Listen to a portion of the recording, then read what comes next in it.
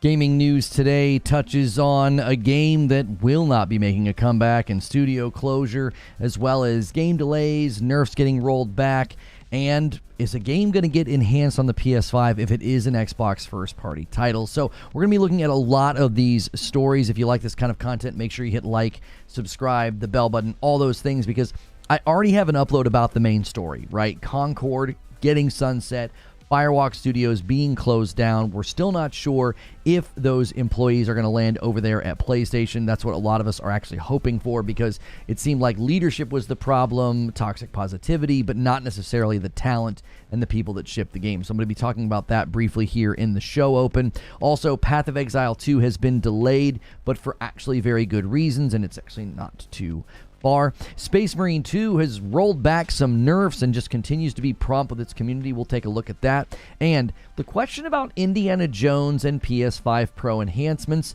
seemingly got an answer, but then an adjustment. So we'll be looking at that as well. And I do have games for your wish list and your radar, and I'll be playing one of those games today, and hopefully you'll be able to check out that stream later. So once again, consider clicking the join button, supporting the channel directly with a membership, and if you do that, be sure to pick Member Plus for $6. It gets you into the green room as well as gameplay and extra content. So let's talk about Concord and Firewalk. This one broke yesterday. We were quite literally picking out the news stories for today, and this story was first sort of scooped, broken, whatever you want to say, by Jason Schreier, but just a matter of minutes before the letter from Herman Hulst was making the rounds on Twitter.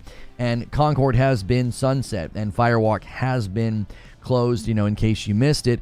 And this game has obviously been shrouded in a lot of controversy and criticism. I never really got into the debate about whether or not the game was quote-unquote woke. From the very, very beginning, the first gameplay debut trailer, I said, this game looks like an enormous risk.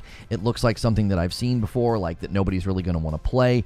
I did a lot of analysis of just how much was taken directly from Destiny, and I have a video right now on the channel where I call Concord a warning. It's a warning to PlayStation. I think it's a warning to Marathon and Fair Games, but ultimately, it's also just a warning to the industry, and I walk through all the lessons that can be learned from this and things that people can avoid if they are intending to launch some type of a live service game.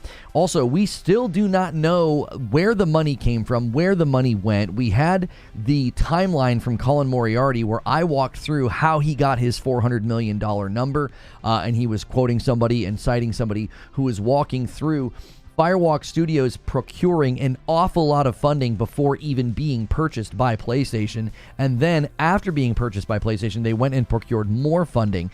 We don't know where that money is. We don't know how much of it went to Concord. There were other projects that apparently the money was supposed to go to, so we also don't know where that is now and what will happen to it.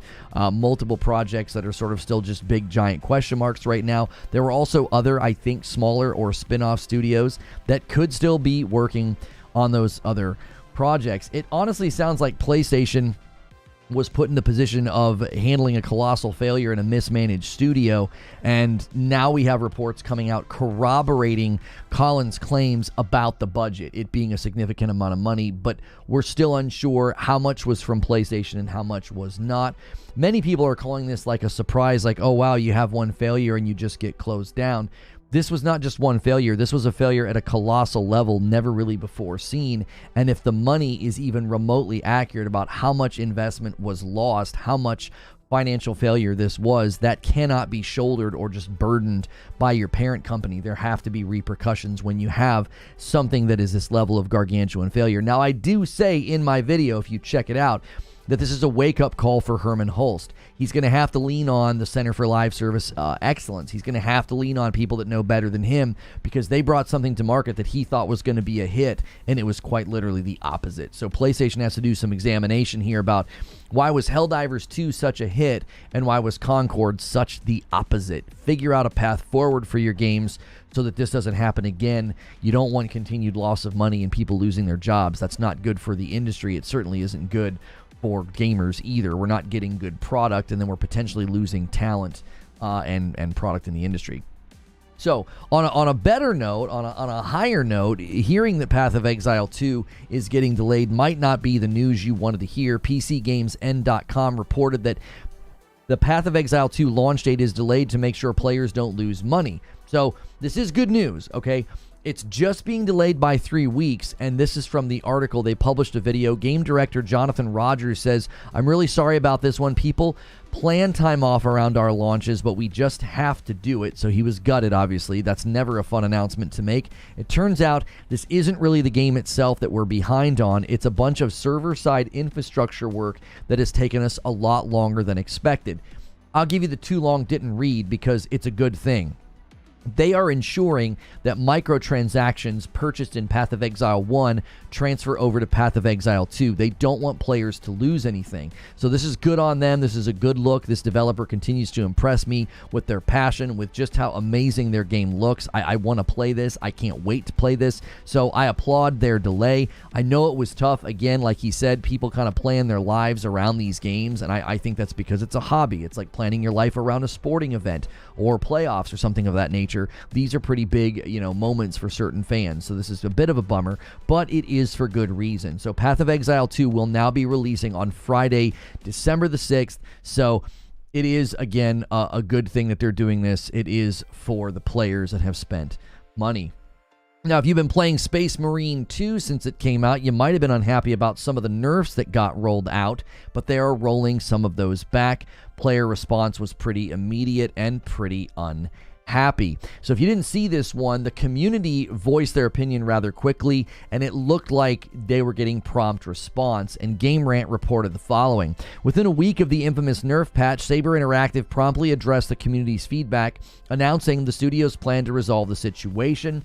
Space Marine 2's 4.1 update, released on October 24th, has already reverted most of the nerfs introduced in the 4.0 patch, meanwhile introducing additional buffs to other highly requested weapons. The studio has also announced that even more buffs will be coming in the future updates, and that a public test server for Space Marine 2 will become available in 2025, presumably including an official feedback channel. Now, I have been meaning to go back to this game after they fixed some of the issues I had with the campaign. The AI was brain dead, made it very, very frustrating to play by yourself.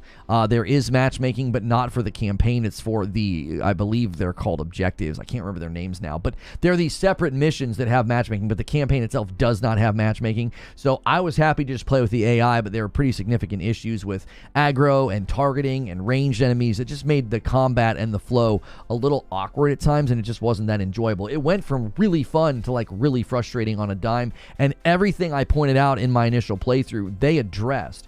So I've been meaning to go back. It's encouraging to see that they're responding very promptly and quickly, and they're learning, like, hey, don't nerf stuff, right? You're going to make people mad with your nerfs. Now, we covered the Indiana Jones and the Great Circle previews yesterday. If you missed my coverage of that, we watched the gameplay.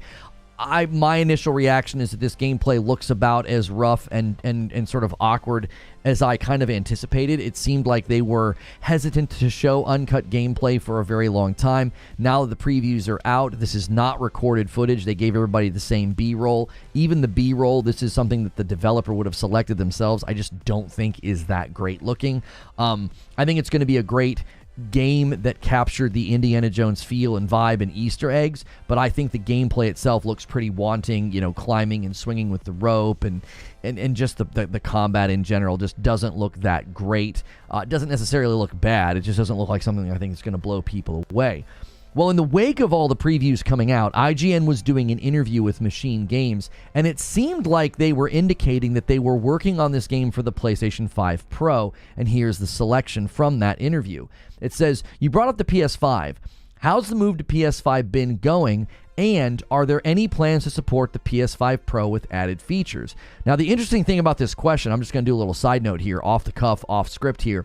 The interesting thing about the question is they specifically say, are there any plans to support the PS5 Pro? So they single it out. It's not like they just threw it in there in passing. All right, now the answer was this, quote, "I don't think we've said anything regarding the PS5 Pro, have we? No. So we are obviously working on it. It's coming out next spring, right? It's going well. Again, it, by its core, a multi-platform engine, so there are no huge restructuring or anything like that needed, so it's going well." So everybody reads this and thinks, oh, this is going to be another first-party Xbox title that will be PS5 Pro enhanced. Now, IGN has since posted the following update. They say the following. A Machine Games spokesperson subsequently clarified that Anderson was referring to the PS5 when he said the team was working on it. Okay, so this was a pretty quick response because it was making the rounds, and everyone was like, oh wow, Indiana Jones is going to be PS5 Pro enhanced. Well, this qualification came so quickly, I think this could mean one of two things. The first thing it could mean is they're just not working on it, okay? And they wanted to make sure and clarify that very quickly to set expectations like, hey, if you're planning on buying Indiana Jones on your PlayStation 5 Pro, it's not going to be enhanced. So it's possible they wanted to clarify it for the sake of, like, they don't want people to think that they're doing it if they're not. There's another possibility that they are working on the enhancements and they're not allowed to announce that yet. Diablo 4 is the only first-party Xbox game to confirm it will be a PS5 Pro enhanced game. So personally, I think Xbox games and for Xbox first-party studios will likely do PS5 Pro enhancements since Diablo's doing it. But I think there's probably going to be a window of time where they're not allowed to mention it or announce it. Maybe it needs to be on Xbox for 3 months or 6 months before they can push it out, before they can say anything. So Indiana Jones, Doom the Dark Ages, and Black Ops 6 would be games to kind of keep an eye on. If Black Ops 6, 90 days after release suddenly pushes out enhancements, that might give us a window into what this is going to look like going forward, that Xbox is still going to want to sort of be careful with how they market their own property when it's landing on the PlayStation 5, especially now that the PlayStation 5 Pro is going to be the strongest console in the market.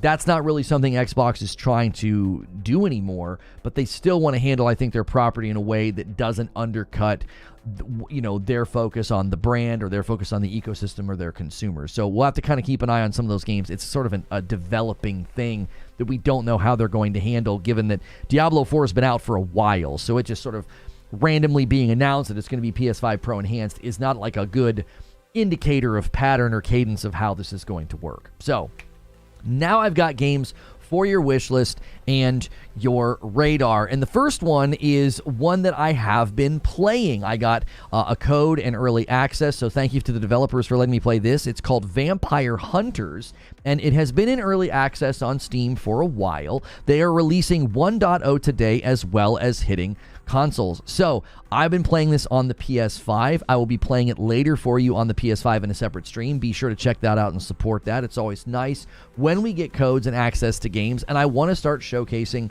games that might be a little lesser known, and that can be a challenge as a YouTuber. So if you like these kind of games, make sure and support those vids when we do them, and check this one out. It's got an 86% on Steam. It's $14.99, and it basically has taken the Vampire Survivors element of you get lots and lots of weapons, and they put it into a first-person shooter. And, based by the 86% on Steam, you can see that people are enjoying it, and I will give you my thoughts once that embargo drops and once we can play it and show it off to you around noon today on the 30th of October. So I appreciate them sending me a code. Check out Vampire Hunters on Steam in early access, and then after it exits early access this afternoon, it'll also be available on console. Now, I've got another one for your wish list. So this one, we don't have a release date or anything yet on it, but this is Hyper Light Breaker. Now, if you've not played Hyper Light Drifter, it's very different than this. It's more of a top-down action RPG.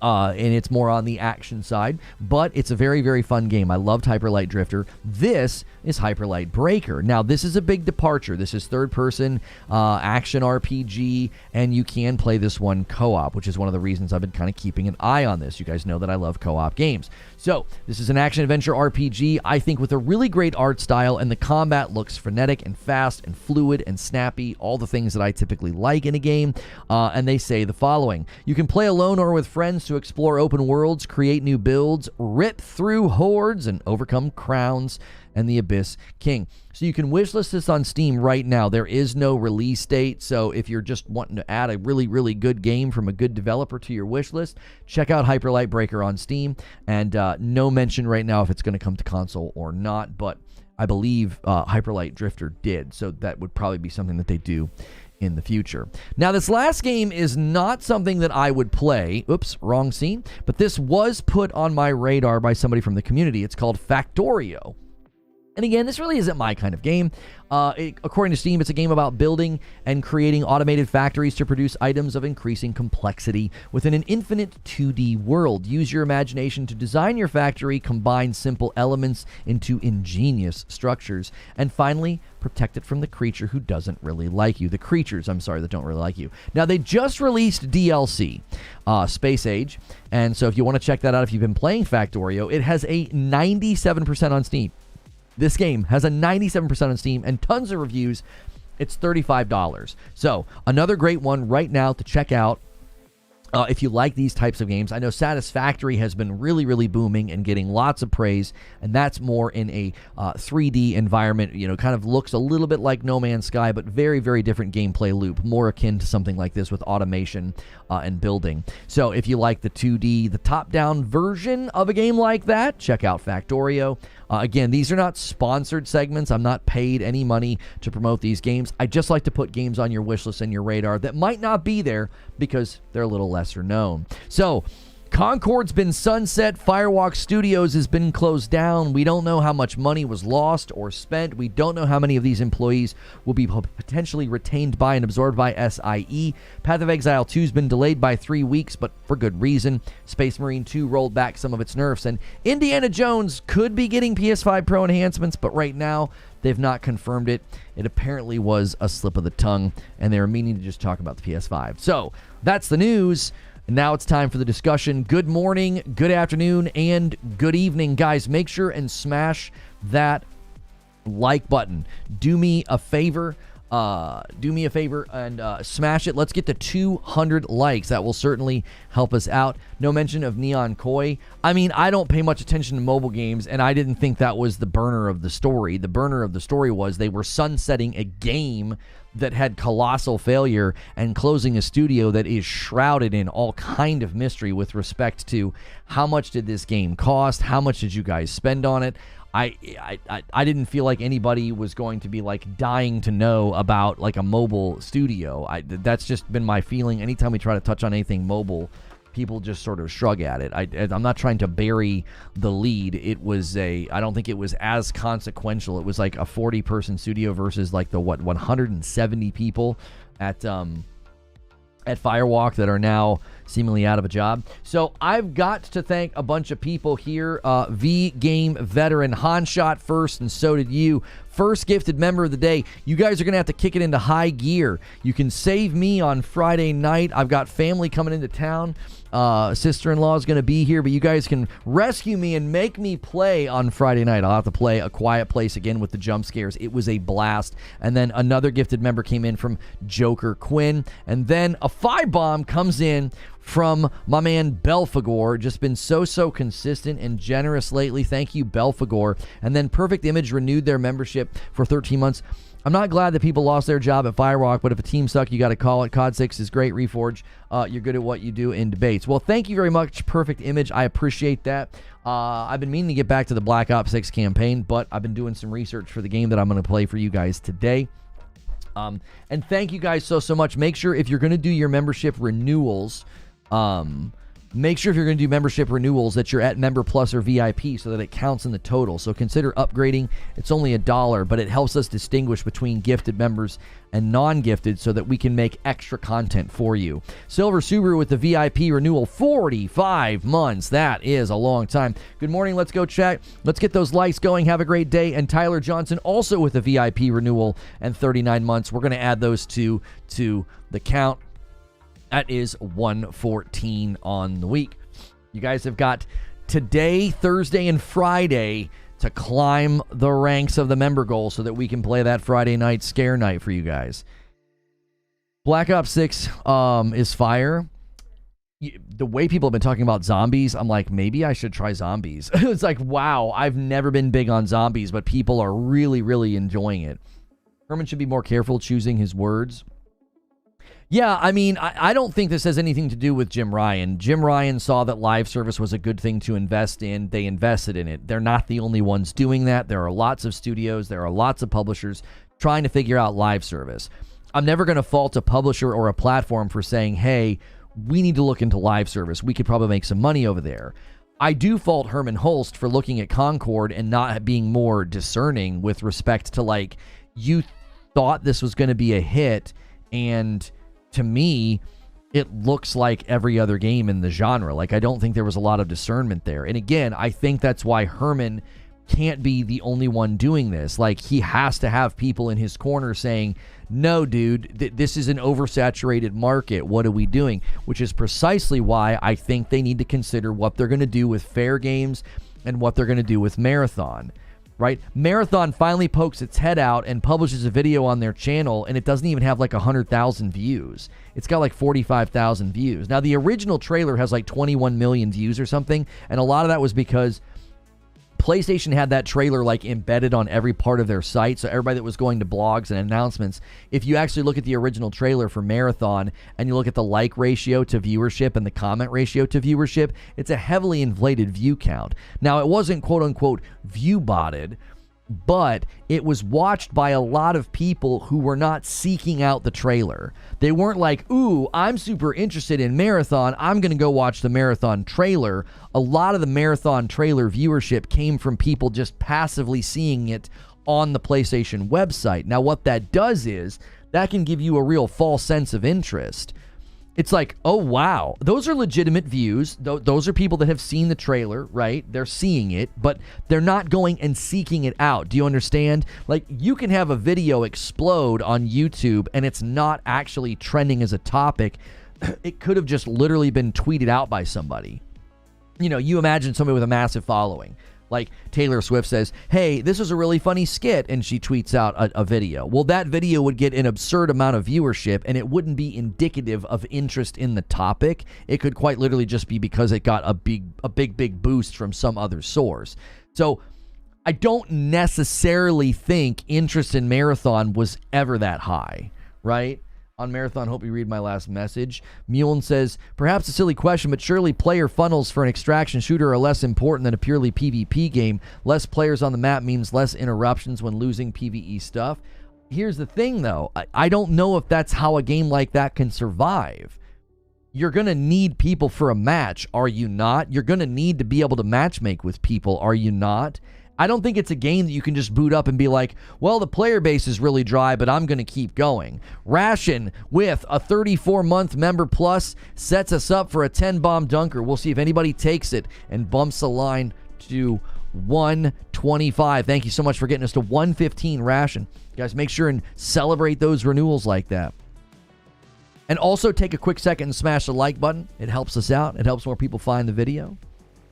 I don't think a game can survive without players in an extraction shooter. It's part and parcel to the intensity of what's going on, is that there's people around and they could take your stuff or kill you, you know? Wheezy says, no, you need players for an extraction shooter. Agents of Chaos says, Zubair, he hits 44 months and he disrupts it. He takes us to 116, making the 10 bomb in Agents of Chaos. Thank you so much, Zubair. Have you seen Karate Survivor? It's a roguelike in early access right now. I have not. I'll check it out right now while you guys are kind of adding to the conversation in the chat right now. It's a martial arts master survivor game. Oh, so it looks like it's kind of like Vampire Survivors, but you're kung fu. All right, I'll add that to the wish list. You say it's in early access right now. I don't see that. It says planned release date is in 2 hours. Okay. Avoiding is a big aspect. No. Okay. Well, here let me let's just say it this way, Mullen. The people that are playing Escape from Tarkov.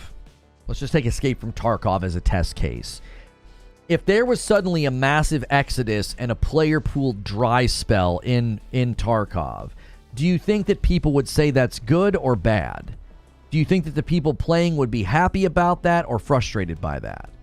I feel like these answers are very obvious. Like, I'm not trying to be condescending. I'm just trying to give you another picture of, like, I get where you're coming from. You're like, well, if there's not a lot of people on the map, I could just keep extracting. Okay, well, you're gutting the very DNA of an extraction shooter if there's nobody frickin' playing.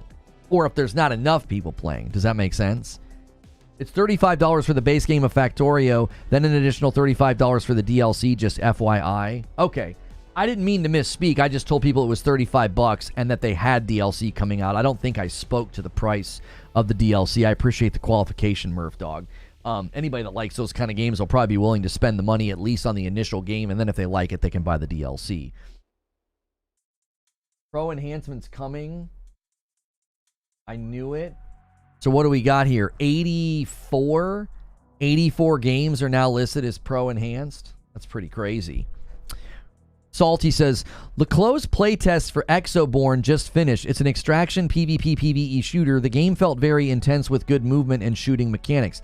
Now listen, I told you guys this a while ago. I said, I think there's going to be a gold rush on extraction shooters. I don't know why, but all of a sudden, everybody is setting their sights on the extraction shooter, and I can't make heads or tails of it. I'm not really sure why this has happened. I don't know if it's Tarkov. I don't know if it's people saying, hey, live service shooters are really tough. Let's pick a genre where there's not a lot of games. Ravenous Gojira with 27-1 says, Escape from Tarkov has a PvE only mode. So I think if Marathon has a PvE only mode with really good AI, you could keep more casuals, maybe. I certainly think, and thank you, that bumps the line to 117. Thanks for renewing your membership. I certainly think that they could get a lot of feedback and decide, hey, we need to open up this player funnel and make this game more casual, approachable by casuals, and we can have the intensity in the PvP VE environment, but then we can have a little bit more of a laid-back environment. They could certainly get enough feedback and decide to do that. The initial video from the game director, I don't know if that's their target. I don't know if that's their goal. This man says it's really intense. He says, we like to say it's not for everyone. I'm on a sleeper train. Good to see you, Derek. Tarkov is sitting around 150,000 on all platforms, and the player base is deemed healthy. I could easily see Marathon pull more numbers than that on PlayStation alone. Do you think that the budget and the operating costs of Tarkov's developers even remotely close to Bungie? Do you think Bungie can justify the investment, the bandwidth, the cost, the marketing? Do you think the spend is the same, Dark Taco? I don't think that it is.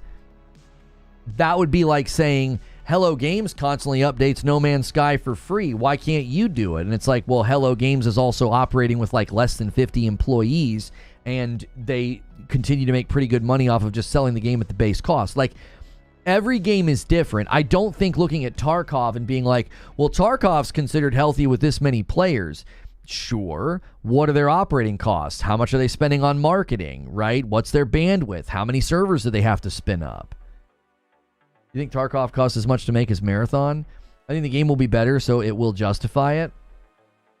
Okay, here's the thing. Let's say that you're right. Let's say that you're right and it's better, and that they only need to maintain, like, what, 150 concurrent peaks or so, somewhere around there, in order to survive, okay? If you're correct and that recipe can work, my question would be, where are those players coming from, because you're going to console, and how are you going to keep them? Those are the two big questions. So when I look at console, and I look at extraction shooters, and I hear the game director say, yeah, it's really intense. It's not for everyone. So where are these players going to come from then? We readily admit on, I think, a pretty regular basis that, like, the more intense, the more hardcore type of games typically don't do as well on console, because console gamers tend to be, I think, they're not more casual. It's just that I think there are more casuals in the mix. Does that make sense? When you go to, like, PC PvP games, you've got, like, League, you've got, like, CSGO, you've got, like, Valorant, right? I don't know how well Valorant's doing on console. I don't know if it's doing that well, because I think it is a more tight, intense, really low TTK game, and I think it probably just appeals to PC. I think ratio of, like, hardcore to casual, I think there's lots of more hardcore people. Maybe ratio is the wrong word, because there probably are a lot of casuals on PC that play, like, indie titles and, goofy games with their friends. So I think maybe quantitatively, PC gamers have more of the more hardcore type of gamer that would gravitate towards a CSGO, a League, a Valorant, a Tarkov. And then you'd bring in a really intense extraction shooter to console. I just wonder if you're bringing, You're bringing ice to Eskimos. They're like, we don't want that. We don't need that. That doesn't appeal to us. It'll be on more platforms than Tarkov, true. However, you say it's not for everyone. It's intense. There was once a time Soulsborne games were like that, but one day a game blows up the genre, right? Okay, but the success of a Soulsborne game does not require an ongoing and engaged player base, so they're completely and utterly different. Elden Ring can go viral, become massively popular, a bunch of people buy it, and they don't have to maintain a player base to be successful. Marathon does. Like, I think this is what people keep forgetting in this debate and this discussion, is that if you're going to make a live service game, and this is what Concord did not understand, they fundamentally misunderstood the assignment. It's not about building a good game. It's about building a game that will last. That is the challenge. I don't care if your game is good, technically. Concord is probably the most polished Unreal 5 game that's released. In the string of all the bad UE5 games, I think it was the most polished. Ran well. No issues with bugs, glitches, optimization problems. It was tight. It was a tight drum. It did what it was supposed to do. It was even fun for a little while. I tried to tell people that the gameplay was flat because it was repetitious deathball team shot, and they needed ultimates because it's a hero shooter, and so it was just going to devolve into that, and that's what most matches were devolving into, which was just deathball team shotting, which is not fun. Hero shooters need some level of skill expression, or you're going to lose your people, but that's a completely separate discussion. The point is, you got to build a game to last, and I'm like, how on earth are you going to fill a funnel for an intense extraction shooter that you admit's not for everyone, and then keep them coming back? It's the same thing with fair games. A competitive heist game? Really? Okay.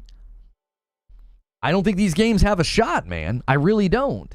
It's not because I'm a Debbie Downer. It's not because I'm a naysayer. It's because you are attempting to do one of the most challenging things in the gaming market right now, is to get people's attention and keep it.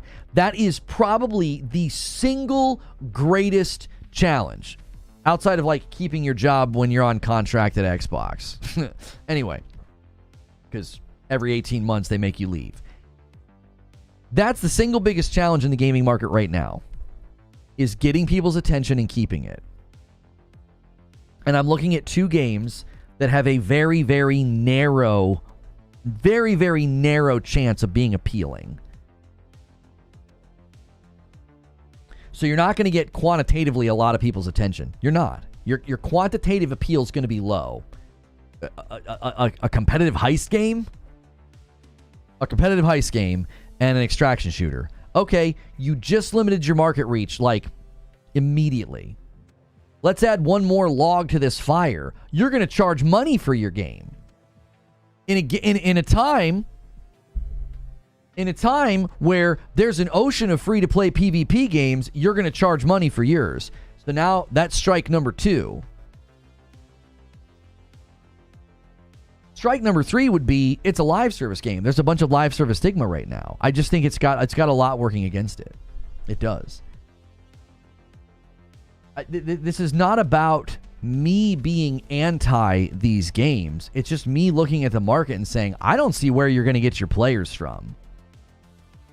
And even if you get them, I don't know how you keep them. How do you keep people coming back? How do you keep people coming back for a competitive heist game or an extraction shooter? Now, obviously, you'd have to ask, how does Tarkov do it? And then you'd have to ask, are the methods that Tarkov uses going to work in the console landscape?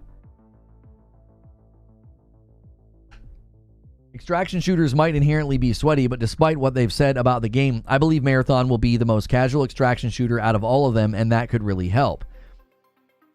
You're going to need to be correct, Dark Taco, if it stands a chance, because again, my gut instinct is that console gamers are on the more casual side of things.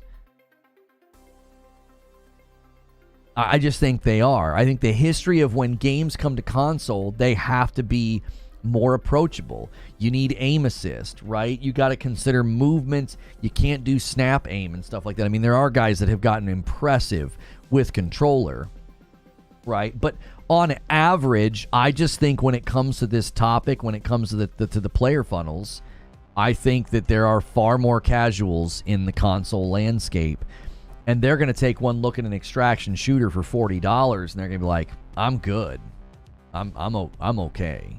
Now, they could do some betas, they could do some big free-to-play events, and get feedback and see. Number one, does the game have a shot? Number two, do we need to soften the game up? Do we need to offer a PvE-only mode? Do we need to make the game more approachable? They could certainly do that and get a lot of feedback from people that are like, look, man, I'm just trying to prop my feet, drink a beer, and shoot stuff. That's why Helldivers 2 was so popular. And it's still maintaining a perfectly fine player base for the studio size and what they were expecting. That thing is still far above what they were probably expecting, 8 months after release.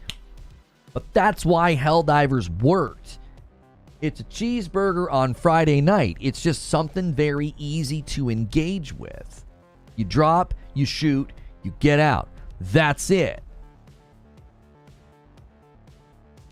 The price really does worry me. That's the other dilemma. I'm telling you, Helldivers 2 pulled it off because it wasn't PvP.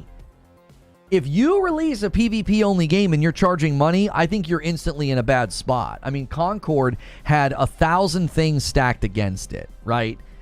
I will readily admit the character design hurt it because the characters were cringe, okay? There were some that were cool, but most of them were pretty cringe. Nobody wants to play as somebody who looks like they're wearing snow pants stuffed with cotton. It's like, what in the world's going on here, okay? I will readily admit, I have no problem admitting that. The first time I played it, I instinctively scrolled past some characters because I literally thought they looked stupid. I was like, these characters look stupid.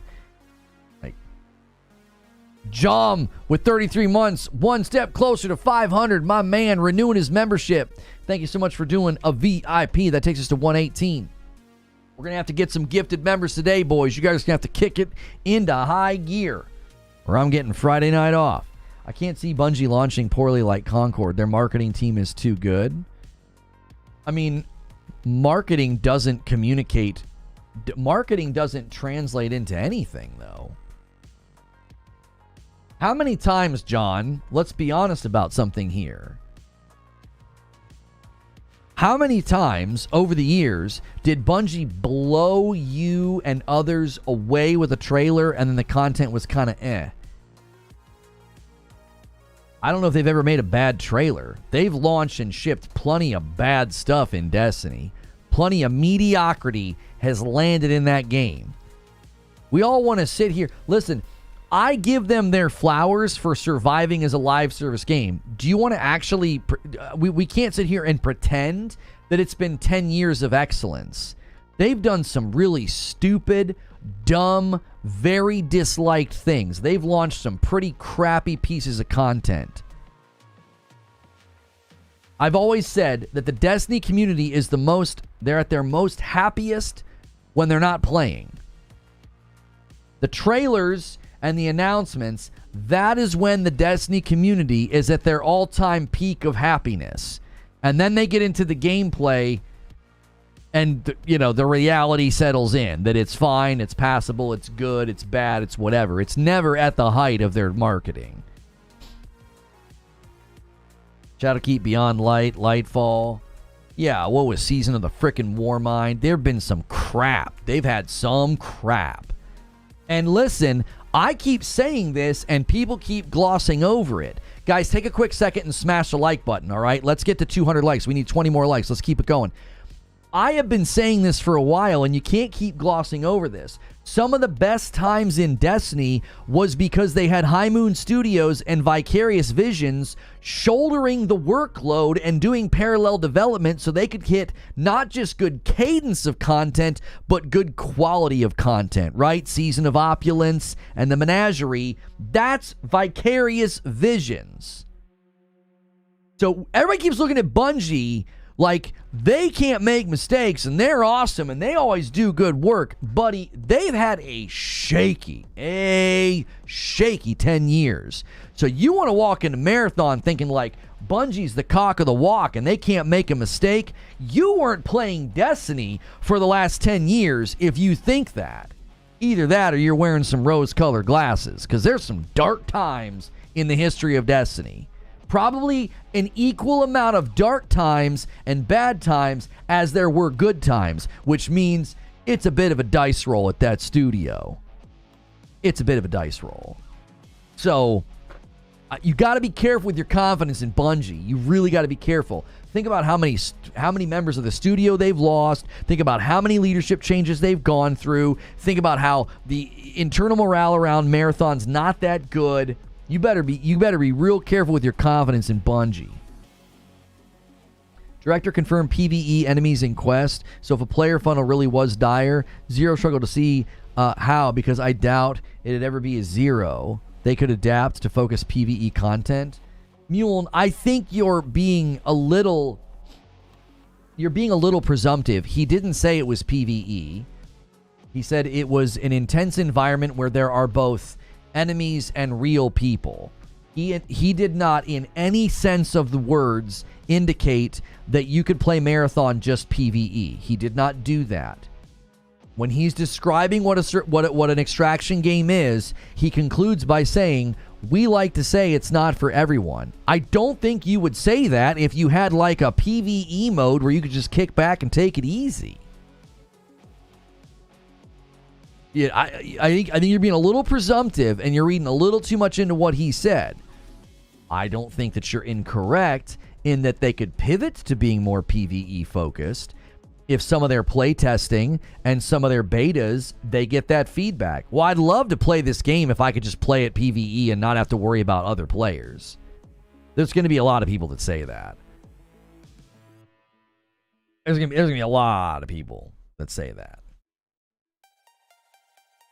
Everyone needs to calm down with Bungie. Look at the IP they have. You could do a God of War game with all the half gods you could make with the gameplay of God of War ripping people's heads off. I'm not sure. That second half of that sentence lost itself.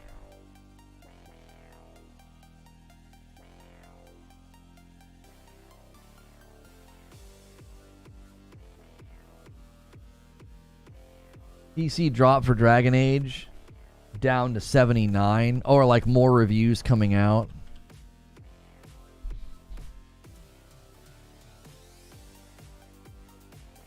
PS5 hasn't moved because it's still 51. PC's doubled. It went up from like, what was it, like 9 reviews to like 24. Yeah, PC's dropped to 79.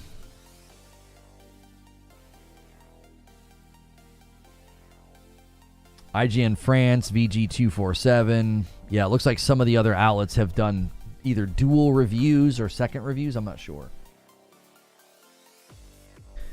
Marathon might be a big streaming game.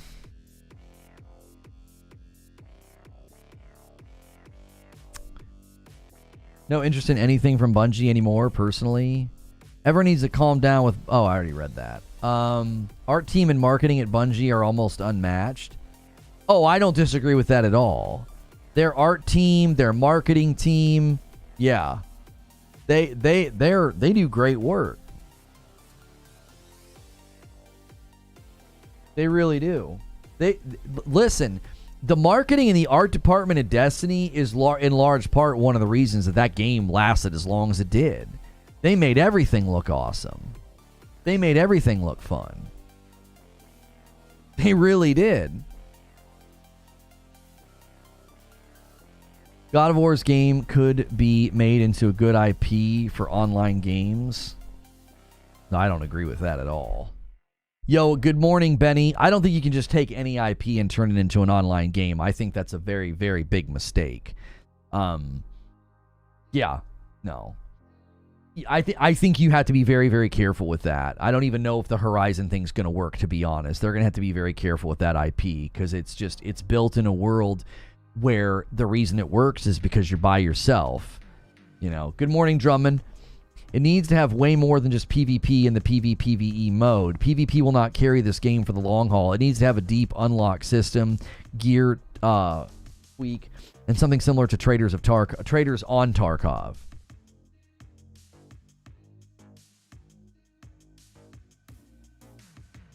Broken Surprises. I don't know why all this confidence in Bungie. Besides Final Shape, how's their last year and a half been? Stinker expansion. Numbers have been going down. Well, and I think that people just in general have become fatigued with them. I think they've become fatigued with Destiny. I think they've become fatigued with Bungie. You can only, I don't know, it's just like, you can only go so far with a game, and eventually I think you just kind of fall off the edge of the cliff. You're just like, yeah. Mullen says, I'm more skeptical of regards to Marathon is less the player funnel and how they have dedicated user base. How do they monetize year 2? Won't be expansions. How do they monetize? That's precisely what I was trying to get at, Mullen. Listen, this is what happened with Concord. I'm just going to run you through what happened with Concord, okay? I told you guys it was a big risk. I said I thought it was going to flop. I said I didn't think there was demand for the game and that I didn't think it was going to do very well, all right? So I'm in Ohio. I get the betas installed on my PlayStations. And I go to lunch, and I come back, and my nephews are like, I think you were wrong. This game is really fun. And I had people on Twitter saying, this game is really fun. And we had people on our Discord saying, this is really fun. Almost immediately, there was this sense of like, yep, you were wrong. All the naysayers are wrong. This is a fun game. And I said the same thing that I'm likely going to say about Marathon. Yeah, it's fun for an afternoon. Who is going to come back week after week and month after month to play this? There's the problem. You were in Ohio. Who's going to come back week after week, month after month and play this? Who? Because if you don't have an answer to that question, well, here's who will come back and here's why they'll come back. Then pack it up and don't even launch the game. Because if you can't do that, then the game has already failed. I don't care if you launch and have people that are like, yeah, it's fun. I'm having a fun time. Okay. Are you having enough fun that you're going to come back in 2 months? Are you having enough fun that you could envision yourself grinding this, playing this, leveling this? I'm not singling out Concord, Fair Games, and Marathon. I have said the same thing about the Finals and XDefiant and Splitgate 2. I think you're going to face an enormous challenge. It's just an enormous challenge. How do you get people to come back in that kind of an environment? I don't think there's a great answer. I don't think there's a great answer. Because fundamentally, your content loop is somewhat contained. What you can add is somewhat contained. The Finals is doing good. How could you possibly know that or prove that? Are you monitoring their player base numbers and their profit margins? XDefiant was dealing with player exodus almost like a month in. They were dealing with it and likely are still dealing with it. They're all going to face the same trouble. It's like, how do you keep people? How do you keep people? And beyond that, how do you keep people in an environment where attention spans are short and there is an army of free-to-play games to take your attention elsewhere? You know? If you're doing PvP live service games, you have an uphill battle, says Nightfire. The only genre that can do PvP live service-like games is fighting games, and they still have single-player content. Wheezy says, no, it isn't. That isn't true at all. That's effing cap. Nexon does not say the Finals is doing good. That's what I'm saying. How can you claim the Finals is doing good? Based on what? What information? What information do you have? What sales report, player engagement report, profit report? How could you possibly claim that? Butter says, keep in mind, the last we heard Tarkov players say it's not hitting. Console players got mad that the DMZ wiped progress. Both of these things are going to play a big role in how Marathon will play and how in-depth it can be. Tarkov loops its reset every 6 months, but personally, it's only really fun for the first 2 months of wipe. After that, everyone is running the best of the best. Fights are over before they start, which is when player fall-off starts to happen. Yeah, Butters, I think that's excellent insight into the fact that, like, the console crowd is going to really struggle to get traction with this game. They didn't like DMZ wiping progress, right? If they don't like grinding and they don't like re-earning everything. Ghost in the Garage Gaming says, how do games like COD and Fortnite have success and don't fall victim to player fatigue or retention? That's an excellent question. I'll tell you what they do, Ghost. Fortnite is constantly changing things, constantly adding updates. They are throwing tons of money at keeping that player funnel engaged. In-game concerts, in-game events, skin pushes, partnerships with movie after movie and sports franchise after sports franchise. It's unbelievable what Fortnite does to keep that engine humming. Fortnite also had to put bots in the game and institute very, very heavy levels of skill-based matchmaking just to keep people playing because so many people couldn't even get out of the opening area and then they would quit. Call of Duty is also very, very different because it's monolithic. It's a leviathan in the industry. And when they brought Warzone to market, they tapped into the trend of Battle Royale and they soaked up a bunch of the player pool. Another side of your question, Ghost, if we flip the coin over, the other side of the question is, why have there been so many failed Battle Royales?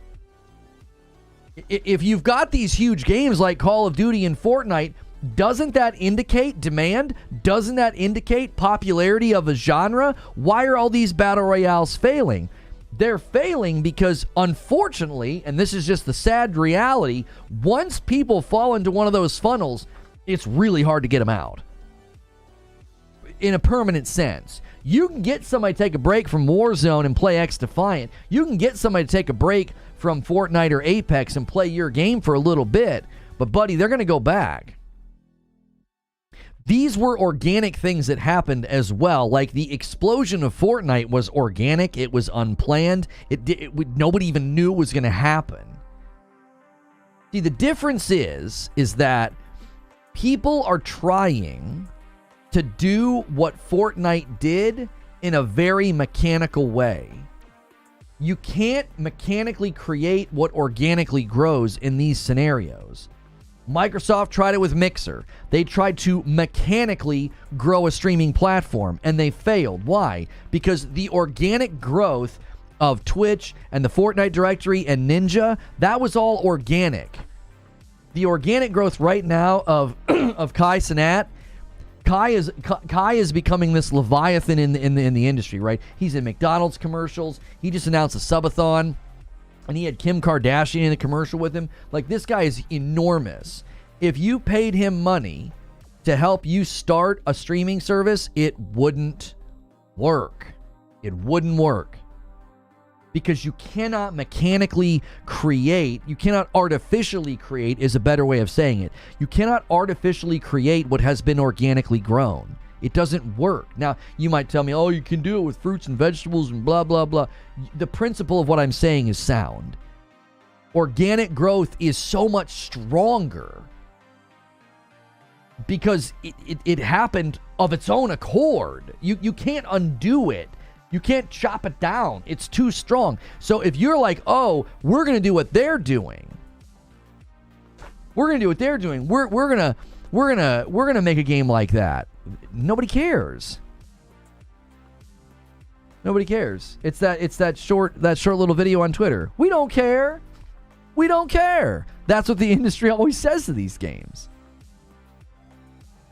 Wheezy's adding context here to the discussion about if the finals is doing well or not. Let me pull it up here. In a financial letter published recently by Nexon, it was revealed the launch of Season 2 in the finals in March created a short-lived increase in player metrics, but delivered lower than expected retention and revenue. The Embark team is working with the Korean-based live operations team to understand and address the key issues. Isn't that interesting? Isn't that interesting? Like clockwork. The greatest challenge to a game like that is you got to get people to come back. You got to get people to come back. Guys, take a quick second, smash the like button. We're only about an hour into the show, so make sure you're hitting like. Make sure you're renewing your memberships. We're going to do a Friday night Fright Night because it's Halloween this week. And you can do jump scares again with me in A Quiet Place on Friday night, but we got to hit the goal. We're a little behind on the goal, so you might need to bat signal the big boys to come in here and start dropping the bombs. But renewals help, so make sure you celebrate your renewals. Check your X tag recent the finals. Well, the Insider Gaming article that was just cited to me came out when? That was their financial earning report that they were dealing with with not getting enough people. That was in May of this year. And you're saying you tagged me on Twitter?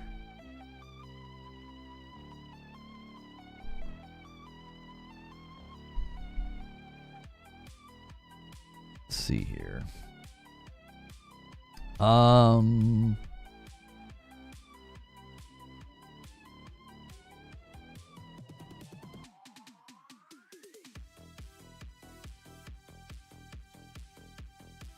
This guy says, according to Reforge Gaming, Concord had great map design and gameplay.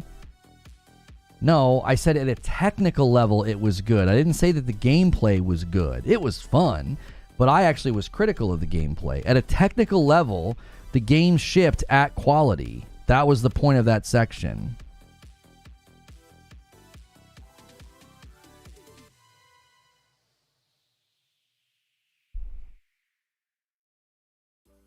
Of course, people are going to watch that video and misrepresent what I say. How long did that take? What, speedrunning lying these days? I keep saying the greatest barrier to entry for gaming is time. I can't see your tag on X, by the way. There are only so many hours in a day and so many devs fighting for a limited amount of playtime.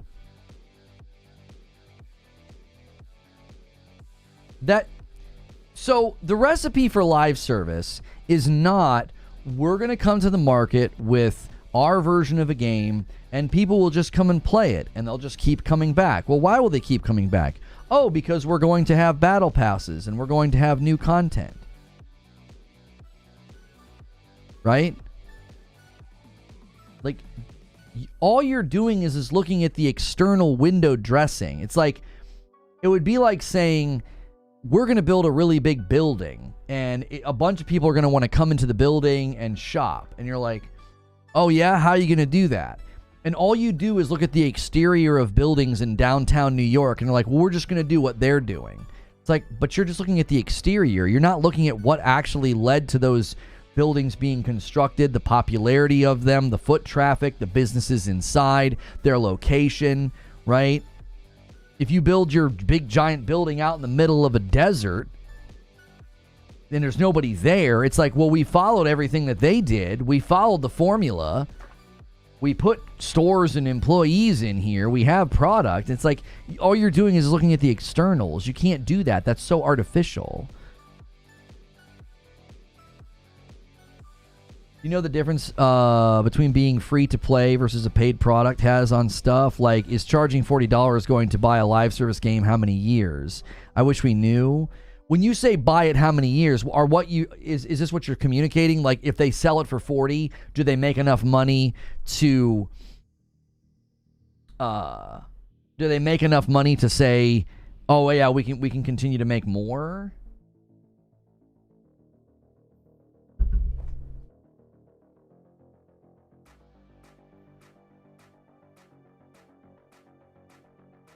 What in the world is this?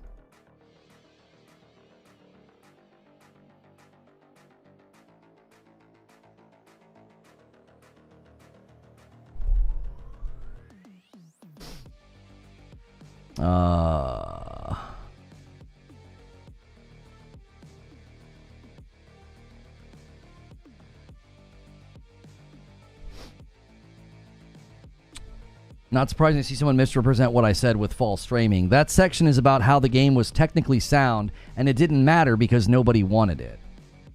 Like, to say that Concord was technically sound is not me saying that the gameplay was good. It's like, I had fun, but I was also critical of the gameplay. Like, gameplay is not like either good or bad.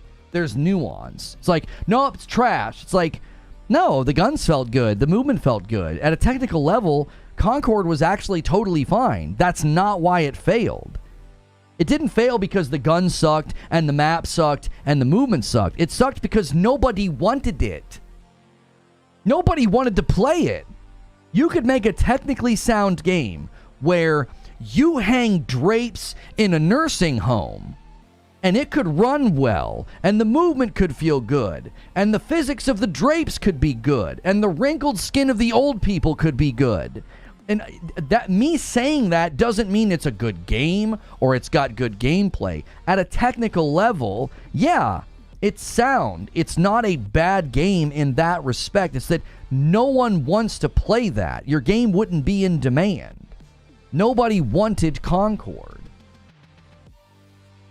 Like, it's an 11-minute video basically talking about why the game failed, why nobody wanted it, why it was just a cheap trend chase with no soul. It was $40, and that's why it fundamentally failed and flopped. And you're gonna be like, herder, Reforge Gaming thinks that it had good gameplay. Herder, like, shut the frick up. You're everything that's wrong with gaming right now. You are everything that's wrong with gaming. People like that are the problem. You can't have nuanced conversations about everything. You're either an absolute dyed-in-the-wool, I hate it all the way to its core, and I hope the entire studio gets detonated off of planet Earth because they're woke and they don't know what they're doing. Or you're some corporate shill. It's like there's nothing in between. It's like you can't look at Concord, assess it by its parts, and say the gunplay was fine. The maps worked. You had institutional knowledge and industry veterans that designed the PvP maps. There was nothing wrong at a technical level with the game. Nobody wanted it. It flopped. I was heavily critical of that game from moment one. The minute we saw gameplay, I was like, well, this is an enormous risk because this is just another hero shooter. But you spend 45 seconds acting like, yeah, at a technical level, the game was fine. It was an Unreal 5 game that wasn't a poorly optimized steaming pile of crap like so many other Unreal 5 games have been. What's POE? Path of Exile 2. They delayed for 3 weeks so that if you purchase things in Path of Exile 1, they'll go over to Path of Exile 2. The characters? I didn't defend the characters in that section. The point of the section is, the context is always key. I was saying, I could imagine looking at that game behind closed doors and saying, at a technical level, this game has good parts and pieces to it. Gunplay, movement, map design. And I'm saying, and I said in that section, you can't just judge it against quality, like does it run well? You have to judge it against the market. This buffoon on Twitter can't take 2 seconds to even understand what I'm saying in the video. It's just, he's just mauling and angry because, oh, somebody said something nice about Concord, so I have to accuse them of being paid. It's like, I was one of the first people to be adamantly critical of Concord from the very beginning. I can't stand people like this. It's like you ruin every dialogue you attach yourself to because you murder dialogue with your own stupidity. You're not smart enough to understand nuance, context. You don't understand any of it. You just hear something that you don't like and rail against it because you just presume you know what's going on. Like, oh, this guy thinks it was a good game. Oh my gosh. Yeah, sure, Jan. An 11-minute video about how the game failed so badly that it's a warning to PlayStation, other PlayStation Live service games, as well as it's a warning to the industry at large. But sure, Jan, I thought it was a good game. Understand if I missed the boat. Hang on, Mule. I see your point. Bungie having a colossal burn rate the likes of Tarkov don't have, but also if Fortnite and COD have big pub money to constantly reinvigorate the meta, why is Bungie exempt from that challenge? Okay. First and foremost, to imagine that Bungie has the spend rate of Fortnite and Call of Duty is not accurate. It's not accurate. Bungie does not have that spend rate, and PlayStation's not going to give it to them, okay? The second problem with your comparison, Fortnite organically exploded to a degree we've never really seen before, okay? That level of organic growth, you can't just be like, oh, we can do that too, let's just spend lots of money. Fortnite didn't spend lots of money to get where they are. They're spending lots of money to maintain where they are. You have to see that categorical difference. Fortnite got where they are, and it was lightning in a bottle. Nobody expected it. They've made such an insane amount of money that now they're spending that money to keep things going. They didn't spend money to get where they are. They weren't like, well, let's just throw millions of dollars at a battle royale and we can get it to explode. That's not what happened. It isn't. Call of Duty is also a completely unfair comparison because their budget, their spend rate, they got 11 studios working on Call of Duty at a given time. They're in another hemisphere of popularity compared to like Bungie. I dated a girl named Jan. She hated when I called her Marsha.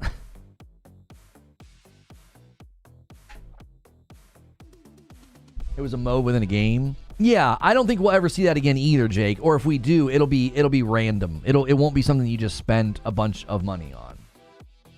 I wish people could have rational discussions about this stuff. I don't think most of the woke companies breed a system where no one's accountable and any criticism is viewed as they are bad people. I said it this morning. I said this morning because John Wisniewski had some tweets come out. He was one of the guys from Bungie, and he was one of the guys at Firewalk Studios. And he had some very interesting remarks expressing some of his views about stuff, all right? I'm going to tell you what the problem is. And this is where everybody's missing the boat. The people that are just screaming about woke this and woke that. It's not about what they're saying. It's about how they say it. This is what I said this morning in Morning Coffee. So when somebody expresses their view with a level of hubris and self-righteousness and almost like this scathing judgmentalism, it's not about what they're saying. It's about how they're saying it. That person's going to be a bad leader. That person's going to be horrible to work with. In the creative environment, when you have somebody who's just drunk on hubris and they're super self-righteous about their view of the world and what they think, and they lack humility, they're a terrible leader. That's why these games are turning out the way they're turning out. Everybody's missing the picture. Everybody's like, oh, they're trying to inject their worldview into the game and that's why the game fails. No, I think you're missing the forest for the trees. I think there are people that get super self-righteous, super drunk on hubris, and they're terrible in leadership positions, and they're terrible in creative process. You end up with toxic positivity. You end up with an environment where nobody's going to say no, just a bunch of yes men and yes women running around. Well, we don't want to cross that guy. We don't want to cross that girl. That's the problem. That's why you get games that come out and they're bland and they're boring, and it's like, didn't you accept any feedback? Didn't you guys have any internal analysis of this game at all? It's not like, oh, they put a rainbow in the Hall of Justice and that's why Kill the Justice League failed. No, I'd bet dollars to donuts the reason a lot of these games fail is because you have bad leaders. Leaders that cannot be crossed, leaders that cannot be corrected, leaders that think they're right about everything. They don't make for very good leaders, because then what you end up with is people either leave or they just go along to get along, and then you end up with a mediocre, half-baked product that doesn't feel innovative, it feels derivative, it feels boring, it feels bland, and everyone's misfiring. They're like, go woke, go broke, and it's like, I think it's deeper than that. I think it's bad leadership. And this goes both ways, by the way. You can have really bad leaders who are extremely anti-woke. Bad leadership is not directly linked to worldview. It's not what they say, it's how they say it. Right? It's not what they say, it's how they say it. It's not like, oh, this guy, because think about it. There are tons of developers and there are tons of studios that are out west and they're pretty liberal, pretty progressive, and they make great games. They're not falling prey to this stuff. They're not falling prey to this stuff, and they think these things, and they might even include it in their game. There are games like Deadlock and Baldur's Gate 3. They include this stuff in their games, and they do just fine. Do you want to know why? They have good leaders. They have good leaders. There are successful games right now with those things in there. It's because they have good leaders. You can have somebody that thinks, hey, we should put pronouns in our game. But if they're a good leader, that getting put into the game doesn't suddenly disrupt the game. Do you want to know why? Because they're a good leader, and they're going to have good analysis. They're going to have good feedback. They're going to have teams that feel like they can push back on ideas. So, a lot of the times we're seeing these people, we're seeing their tweets, we're seeing their behavior, and we're saying, oh, it's their beliefs that are the problem. No, I think it's their character. The way they speak about their views, their lack of self-reflection, their lack of self-awareness, that's the problem. And then you end up with a studio like Firewalk, where they're burning through cash, there's toxic positivity, no one is going to say that this is a bad idea, no one's going to say, these characters look awful. No one's going to say that. And then what do you end up with? You end up with Concord. So when someone's like, oh, go woke, go broke, that's why Concord failed, it's like, you're not even cracking the surface of the mine. You're not even getting to the depths of the problem here. That's not why the game failed. The game failed because the final product was bad. The final product was unwanted. It technically sound doesn't matter at that point. You can have a technically sound game with a perfectly fine movement system, perfectly fine animation system, AI, movement, attacks, your world, your environments, your textures. All those things can be great. But if nobody wants your game, it doesn't matter. How did Herman look at this game and be like, yep, we got to buy the studio? That was quite literally what I said in my upload. I'm like, this is a wake-up call to Herman Hulst. This is a wake-up call. You looked at this game and you thought you had a banger? What? Why did you think that? Did you think that because they sold you a bill of goods? Did you think that because you watched, 20 minutes of gameplay and thought, hey, that's running really well. You guys are doing good work. We can enter the market and compete. What led to that? What led to his conclusion? Much like Avengers, I wish Suicide Squad remained single player. The story campaigns in both of those games were great. I thought there were elements in Kill the Justice League story that were really, really strong, and then there were elements I didn't like, but overall, I thought that it was... I liked the voice acting. I thought there were really funny moments. A lot of the irreverence I thought was actually pretty funny. I don't think that they should have done some of the things that they did, but would love for him to explain it. We probably will never get an explanation. You're not going to get an explanation. You're not. Hero shooters are really oversaturated. Well, and when did he say it? When was it that they acquired them? We've looked this up before, the announcement. PlayStation acquires Firewalk. Was it 2021? No, it's 2023. Yeah. I'm just sorry. There's just no excuse. If it was like 2020, 2021 era, I could see misfiring. I would be like a lot more understanding if it was in like 2021. They acquired them in 2023. No. At that point in time, if you didn't have an idea about like Concord ain't it, Concord ain't going to make it, Herman Hulst needs people around him to help him because he misfired immensely. If he would have thought this in 2021, I'd be like, oh yeah, that makes perfectly good sense. In the wake of the pandemic, all numbers were up, engagement numbers were up. A game like this probably looked really, really promising in 2021. But as things started to settle and things started to, turn again, and we started seeing more and more games come out and try and do this, and more games get bad reception, him looking at this in 2023 and being like, oh yeah, we need to buy this. Oh my gosh. No. He's got yes men around him. I mean, there's no way to know that. There's no way to know that. There's also no way to know what Firewalk did to convince him. Did they show him gameplay? Did they sell him a bill of goods? Like, we just don't know. Melrose Mike with 45 months and a VIP. Thank you so much. Cheers to one more month.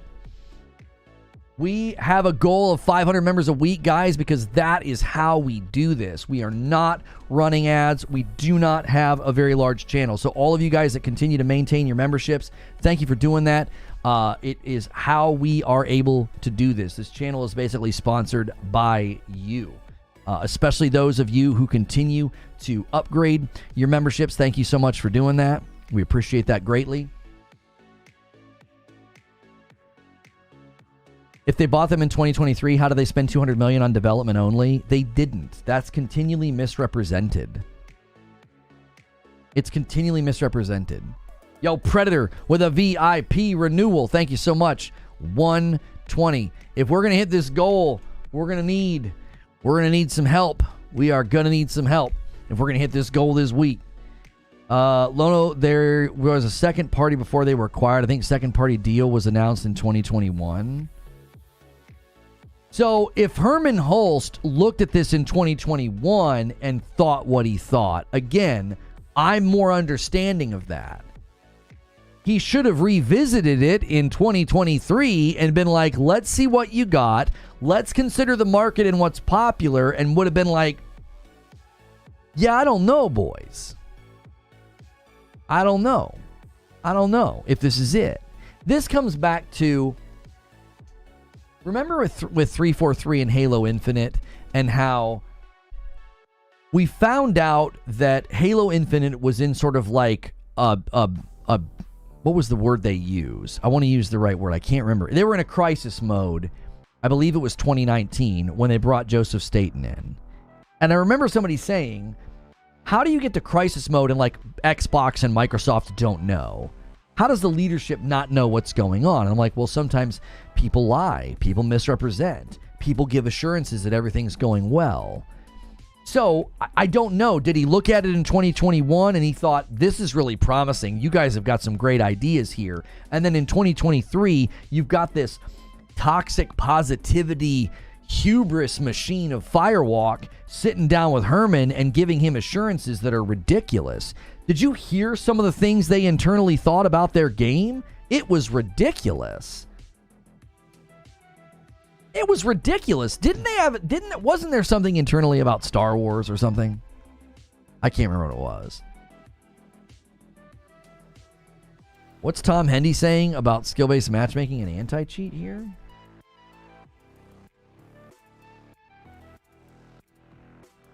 How to bring players back to Apex Legends. Make Titanfall 3 Finn. He says, in all seriousness, I think improving the anti-cheat and removing skill-based matchmaking will go a long way, but players want new experiences and BR isn't filling that need like it once did. Yeah, I think everybody's dealing with Concord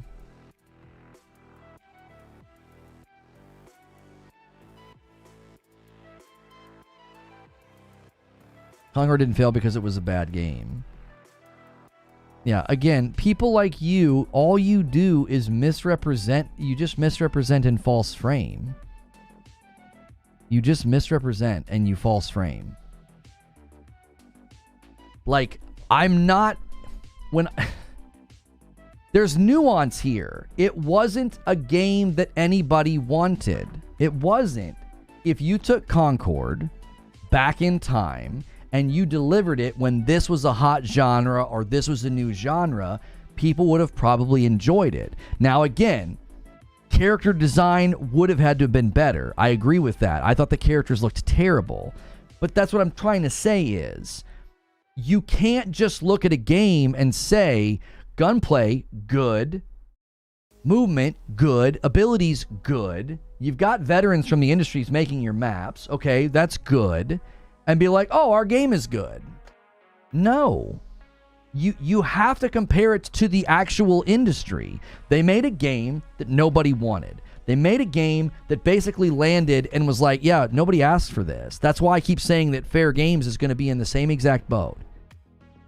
Fair Games could come to the market with completely fine and serviceable movement, mechanics, gunplay, solid AI, solid map design, and it won't frickin' matter if nobody wants it.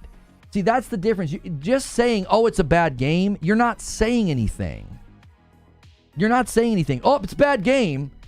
Do you have intelligence? Can you say more than that? it sucks, it's bad. Well, go beyond that. Why is it bad? If you try to talk about why Concord was bad, you're not going to say gunplay sucked, abilities sucked, game flow sucked. I think there are times where the game flow actually did kind of suck, but there were times where the game flow was really, really fun, especially if you were on the winning team. Game flow and using your abilities with somebody else's abilities, there were times where it actually was fun. You're not going to say it was bad because those things were bad. You're going to say it was bad because nobody wanted it. It wasn't in demand. You didn't do good market research for your game. Like, take Kill the Justice League as an example. If an indie studio or like a AA studio would have made that game with just random characters that nobody was familiar with, and it was just like a generic looter shooter, I think people would have said, hey, this isn't so bad. This isn't bad for a first effort, right? Because it was that studio's first effort at trying to do that kind of thing, and everybody expected something far greater and far better, and then it lands very poorly.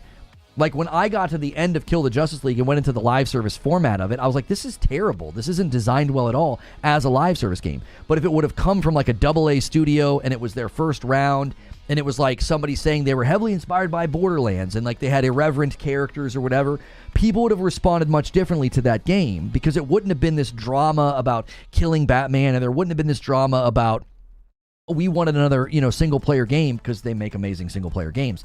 So that's my point, is you have to analyze, wait, why was the game bad? Just saying it's bad isn't saying anything. It's like, well, it's bad, but why is it bad? I've played a handful of games where it's bad because gunplay, fluidity, player volition, level design, pacing, voice acting, whatever, those things are all of a low quality. They suck, right? The cinematics in Concord were at a high level. It's like watching a movie. Character design, sure. Some of the characters are like super cringy and like, what the frick, why'd you make them look like that?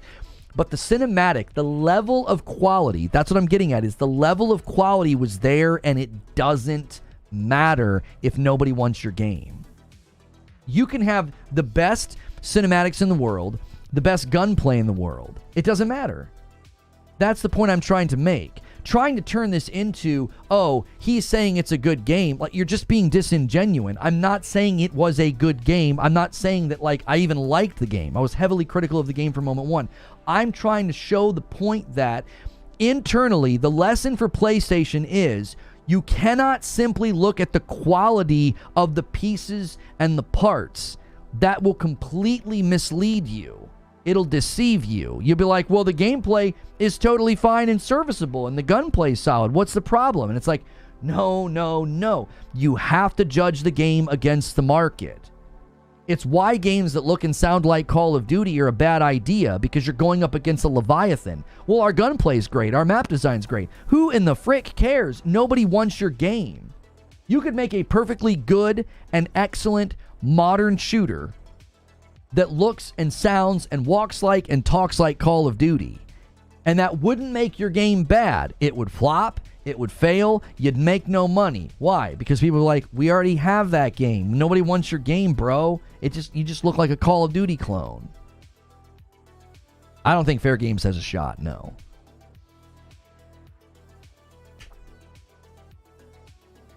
Unfortunately, you could incredibly concise and brilliantly describe your points, but the morons who say these things go straight for the other ear. Right, they just want their soundbite. It's a bad game and this guy said it was good. No. I'm all about having discussion. I'm not about doing sound bites. It's easy to do like a hit piece where you just put up the game's picture and red text and say failure, sucks, bad, but whatever. No, I wanted to say, this is a warning. You had internal processes at PlayStation. You had higher-ups at PlayStation that looked at Concord and said, yeah, this thing's going to be a hit. And it's like, I don't know how you arrived at that conclusion. I saw one trailer and said, this thing's going to flop. What is this? Why did you guys make this? That doesn't mean that the game is bad qualitatively. It's if you can't slice that and see the difference, that's why you don't understand what I'm saying, and you just keep clip sniping me on Twitter, because you don't understand what I'm saying. It's like me saying it's going to flop, Me saying it's unwanted, all those videos I made basically being very critical of Concord, predicting its demise and downfall, doesn't mean bad game. That's like Neanderthalic. Like, there's no thought there. It's like, oh, bad game. It's like, well, no. They had good ideas. They had good parts and pieces. For goodness sakes, I mean, they ripped things directly from Destiny because they know that those things are good. Whether it's an in-air dodge, a lateral dodge on a lane, or just the player feedback and recoil on a good hand cannon, being able to do a double jump or jump and float, or having abilities for crowd control, some of the grenades and stuff. It's like, those are all things at quality. You made something at quality, but it doesn't frickin' matter. You can go buy the best ingredients from the store. It doesn't mean that your cake's going to taste good. It doesn't mean anybody's going to want it if you cook it for too long. Or let's just say you're going to a birthday party and everybody there is vegetarian, and you bring a bunch of the best, most expensive ribeyes in the world. They're going to sit and spoil and go bad. No one's going to eat them because you brought something at quality that nobody wants. Discord comments some of my thoughts on Concord. Hang on. I got Discord open over here.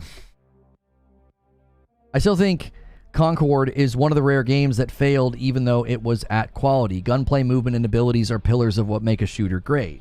Well, and I think, again, the only thing that you can really, I think that they do deserve credit for is it's an Unreal 5 game that wasn't a disaster at launch. It ran completely fine. There weren't bugs, there weren't glitches, there weren't stuttering issues. It was a very well optimized game. It ran tight, and we've seen a ton of Unreal 5 games come out that just aren't at quality. Did you read Herman's internal email? It seems like they learned nothing from this.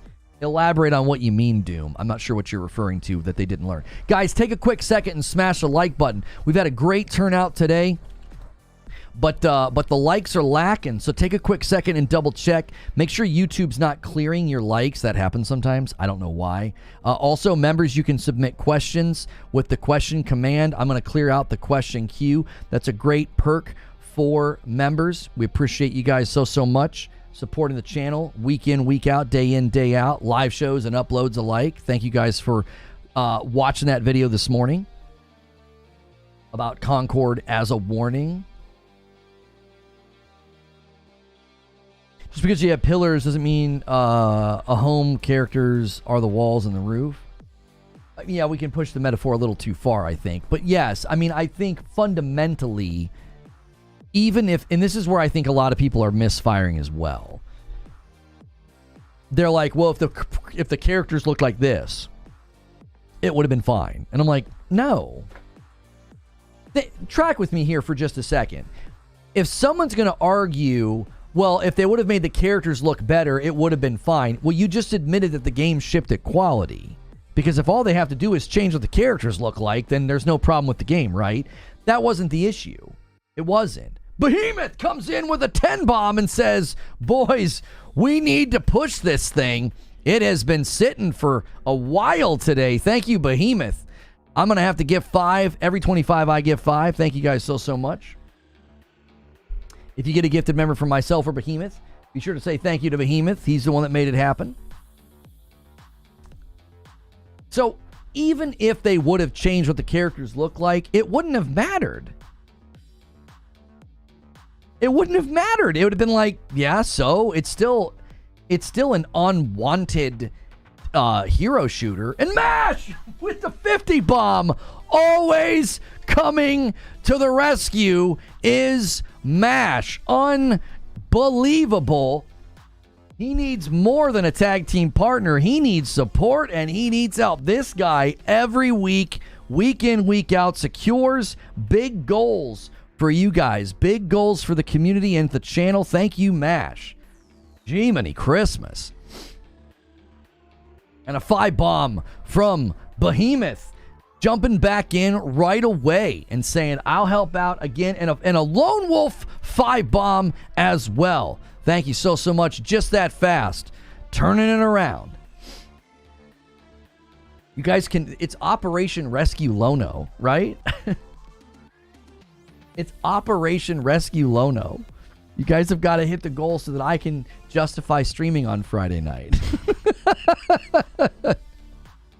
I'll give you a win when you have one, because you are right. Concord is a warning. Look at what people were saying about what you've shown, or fail like Concord. Exactly. And a 5-bomb from Belphegor. When Belphegor sees Behemoth getting credit, he's like, hey, I need to be in there as well.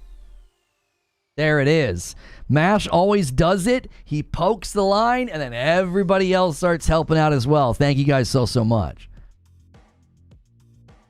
I mean, I'm not getting a tattoo of MASH on my arm. Nobody would understand. They'd be like, do you really like the TV show? I'm like, no, you wouldn't understand. You wouldn't get it.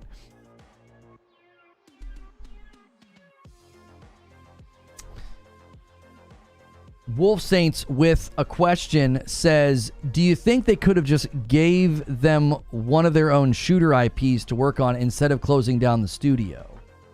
Well, this is the thing that we don't know right now. And this is why I said, this is again where I think this is what people do. Well, yeah, just blame Sony, right? And MASH with the 5-bomb takes us to 200. So I paid you guys... And Agents of Chaos is going to come in from Patrick Q with a single gift at the 201. So I paid for 25. So that's 75. So I owe you 15 right now. I'm going to hold off. I'll just do a 20 bomb. If you guys can get this to 225, I'll just wrap it all in one. Right now I owe you 15. I'll wait and see where we end up. Street Shadow with a $5 super chat. I want someone to do an investigation into Probably Monsters as well. Now many of their studios have released a game or been successful. Oh, not many of their studios have ever released a game and been successful. Yeah, that's what I was just going to get ready to go to. It's like, we don't even know where the money is or how much money they got, how much money they spent. When Colin Moriarty ran through the timeline on this, he said, hey, they got $200 million in funding before they were even talking to PlayStation.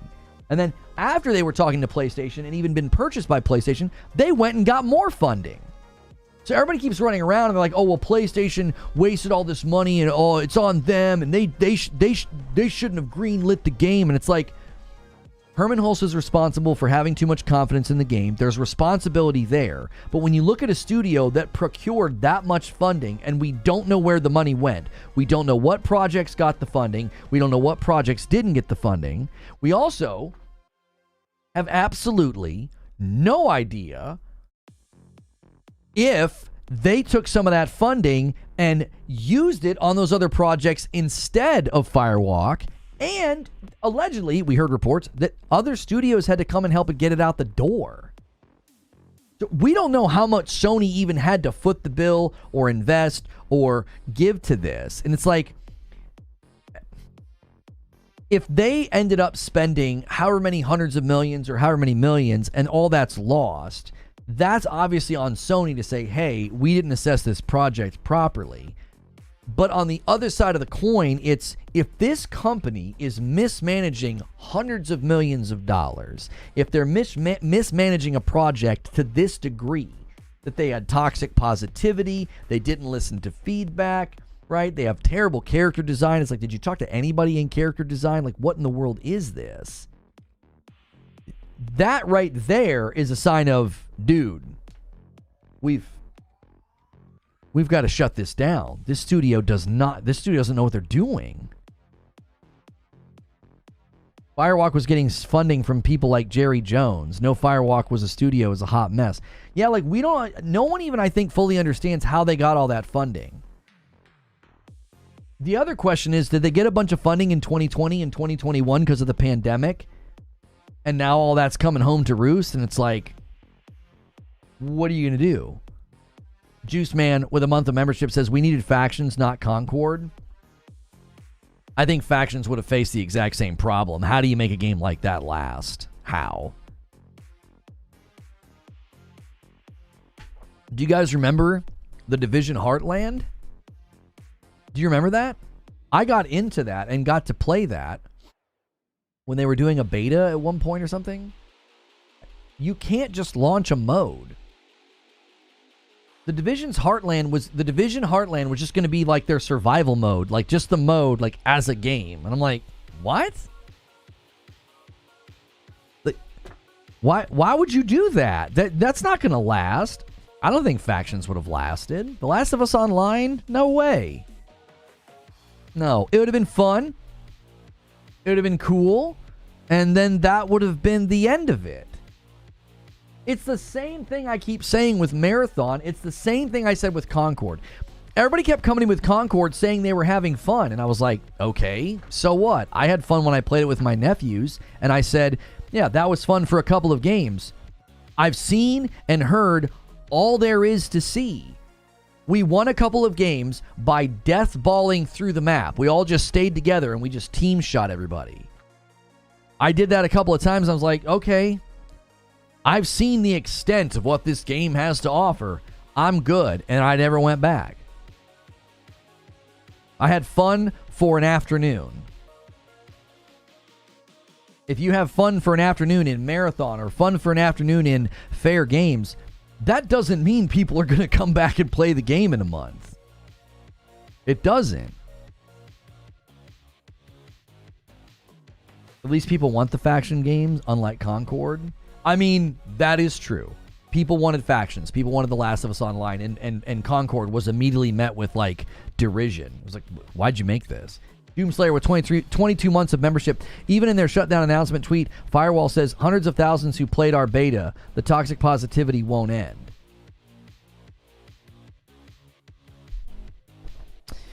People keep saying, but faction, says Nightfire. If a franchise like Gundam can't keep their hero shooter Gundam Evolution going, The Last of Us factions was going to fail.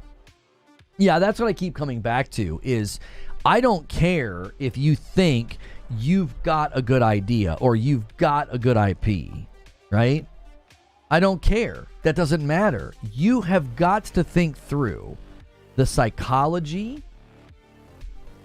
You have to think through the psychology. You have to think through the format. You have to think through the elasticity. Those are all things you've got to be able to do to keep people coming back. Because if you can't do that, then that's what you're going to end up with. You're going to end up with a game that people are basically like done with a week later, a day later.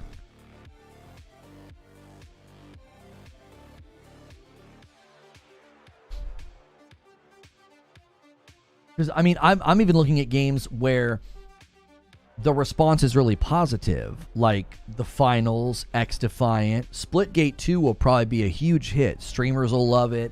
People will be playing it. But talk to me in 6 months. Like, that's always going to be the fundamental question. It's like, well, yeah, but are people going to come back?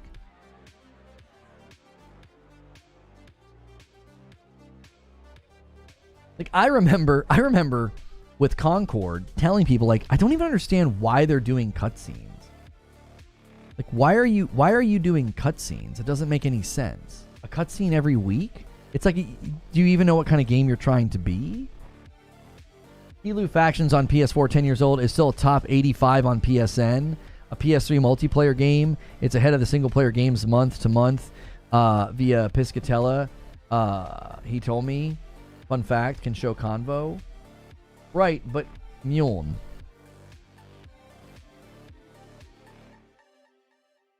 That is not impressive when you're talking about Naughty Dog would have had to have switched to a live service studio to support factions.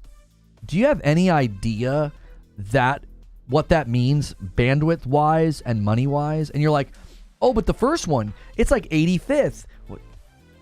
What? That doesn't mean you'd have a player funnel. That doesn't mean that you'd make a bunch of money. It doesn't. Like, can you imagine taking one of your granddaddies, one of your best studios with respect to like single player games, and suddenly turning them into a live service studio? And you're going to base it off of like, well, the first one still has people playing it?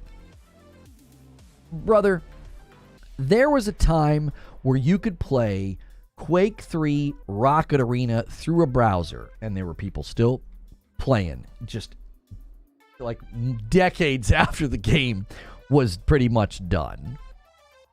Okay?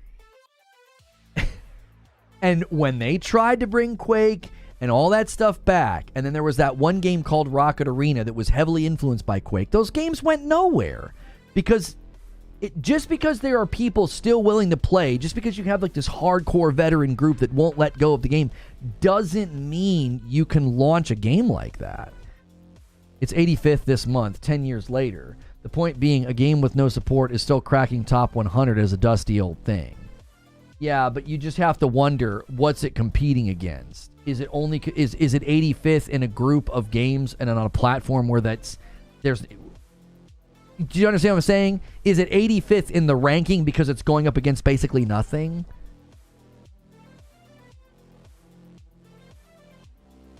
PlayStation games for November are Hot Wheels Unleashed 2 Turbocharged, Ghostwire Tokyo, and Death Note Killer Within. Another problem with trend chasing, this guy here says on my Concord video, is that games are now taking up to 10 years to make, and the trend will probably have passed. Exactly. Trends change too fast to chase without early access. If you're going to trend chase, you got to do early access. Because you got to be able to, like, bob and weave with the time. Yeah, is it 85th on PlayStation 3 or is it 85th on all of PlayStation? That's what I'm saying. Like, if it's 85th in an ocean of games that are dead, well, then that's not an achievement. Ask me how Quake Champions is doing. Right, like, that's a perfect example. Like, I remember when my brother told me that. He's like, dude, there are still people playing Quake 3. I'm like, no, there's not. And he showed me. He went into a server, instantly got in, instantly had a game, and was playing with great ping. And everybody in the server had great ping. And I was like, what? And then I remember when Quake Champions came out, and that other game, that Rocket Arena game, or a game like Lawbreakers, they don't go anywhere because it's just like, no, there aren't enough people. And the same thing would have happened to The Last of Us Online. I don't think there would have been enough people to keep it going. It just wouldn't have. This is why I think a lot of people in this discussion, they fixate on, well, all they need is this or all they need is that, okay? We kind of had this discussion yesterday. I believe it was in Writer's Room. Or maybe it was at the tail end of the stream. I can't remember.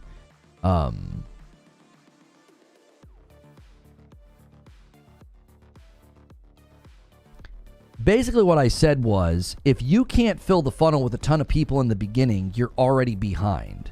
Because you just need so many people to even hope that the retained core is big. Think of it like this. Think of it in the realm of a ratio, like you've got two circles, okay? And the biggest circle is every single person that has ever tried out the game.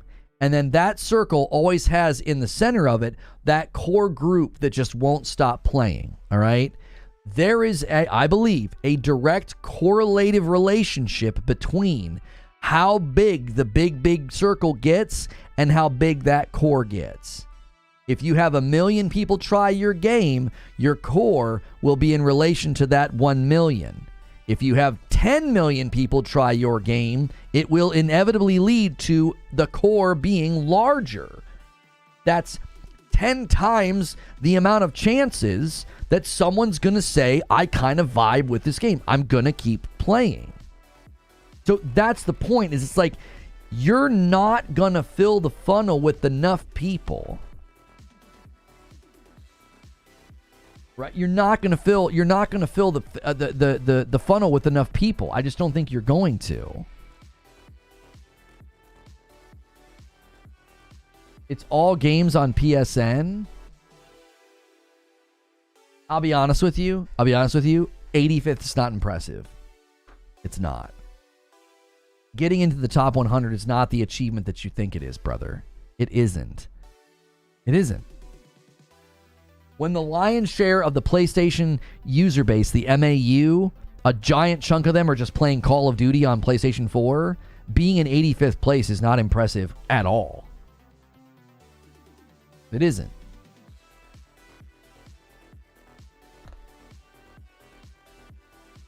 It's not impressive. It's like that means 84 other games are being played more. If it was in the top 50, top 25, that would be impressive. 85th? That's not impressive at all. That doesn't show signs of life. The problem comes when the game does not have sustainability from the core alone. Right. That's the point I was getting at, Paul, is if that core gets too small, it's not a sustainable game. Like if you get 1 million people to try your game and then your average daily concurrent peaks like 10,000 people, I would say that core is likely not strong enough if you're a pretty large operation. I think that's going to be one of the fundamental questions as well, is like, how much is Bungie throwing at Marathon? How much is being spent on fair games? Like, what's their operating cost? Can they survive with, a player peak of 15,000 people a day? Can they survive on that? Here's the other problem. You guys have all seen the Steam charts. The Steam charts always go like this. They go up, and then they just slowly taper down. Always. It's like gravity. Madness like gravity. Like, it's like gravity. So, the smaller the spike, the more the more dangerously low you get to that floor of like, yeah, there's just not enough people logging in. I can't find a match. I keep getting region mismatched. I'm getting lag. You're going to get all those things if you have a game that just continues to get too close to the floor.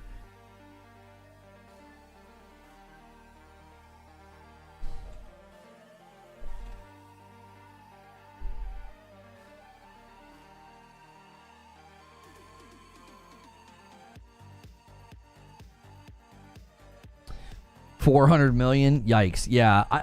I want to know if we're ever going to get like a full breakdown. Are we ever going to get a full breakdown of like where the money went? Because that's the ultimate question that would really answer, why'd they close them down? Why'd they close them down? Well, Last of Us, an established IP, would have had some significance with factions sustaining a player base and succeeding. Well, I'll actually tell you this. I'll grant you this point.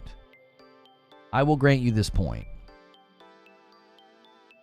That one of the recipe pieces that I think a lot of these live service games are missing is if you start with single player and you kind of have like multiplayer as this add-on thing, one can sort of grow to feed the other. So if you think about like the history of Call of Duty, a lot of what Call of Duty is living off of now is the fact that they didn't just try to launch a PvP game however long ago. They launched an amazing campaign that was like transformative to the genre of the first-person shooter. It was like, oh my gosh, this is incredible. Like, if you've played Soldier of Fortune, if you've played Medal of Honor, you remember playing that first Call of Duty.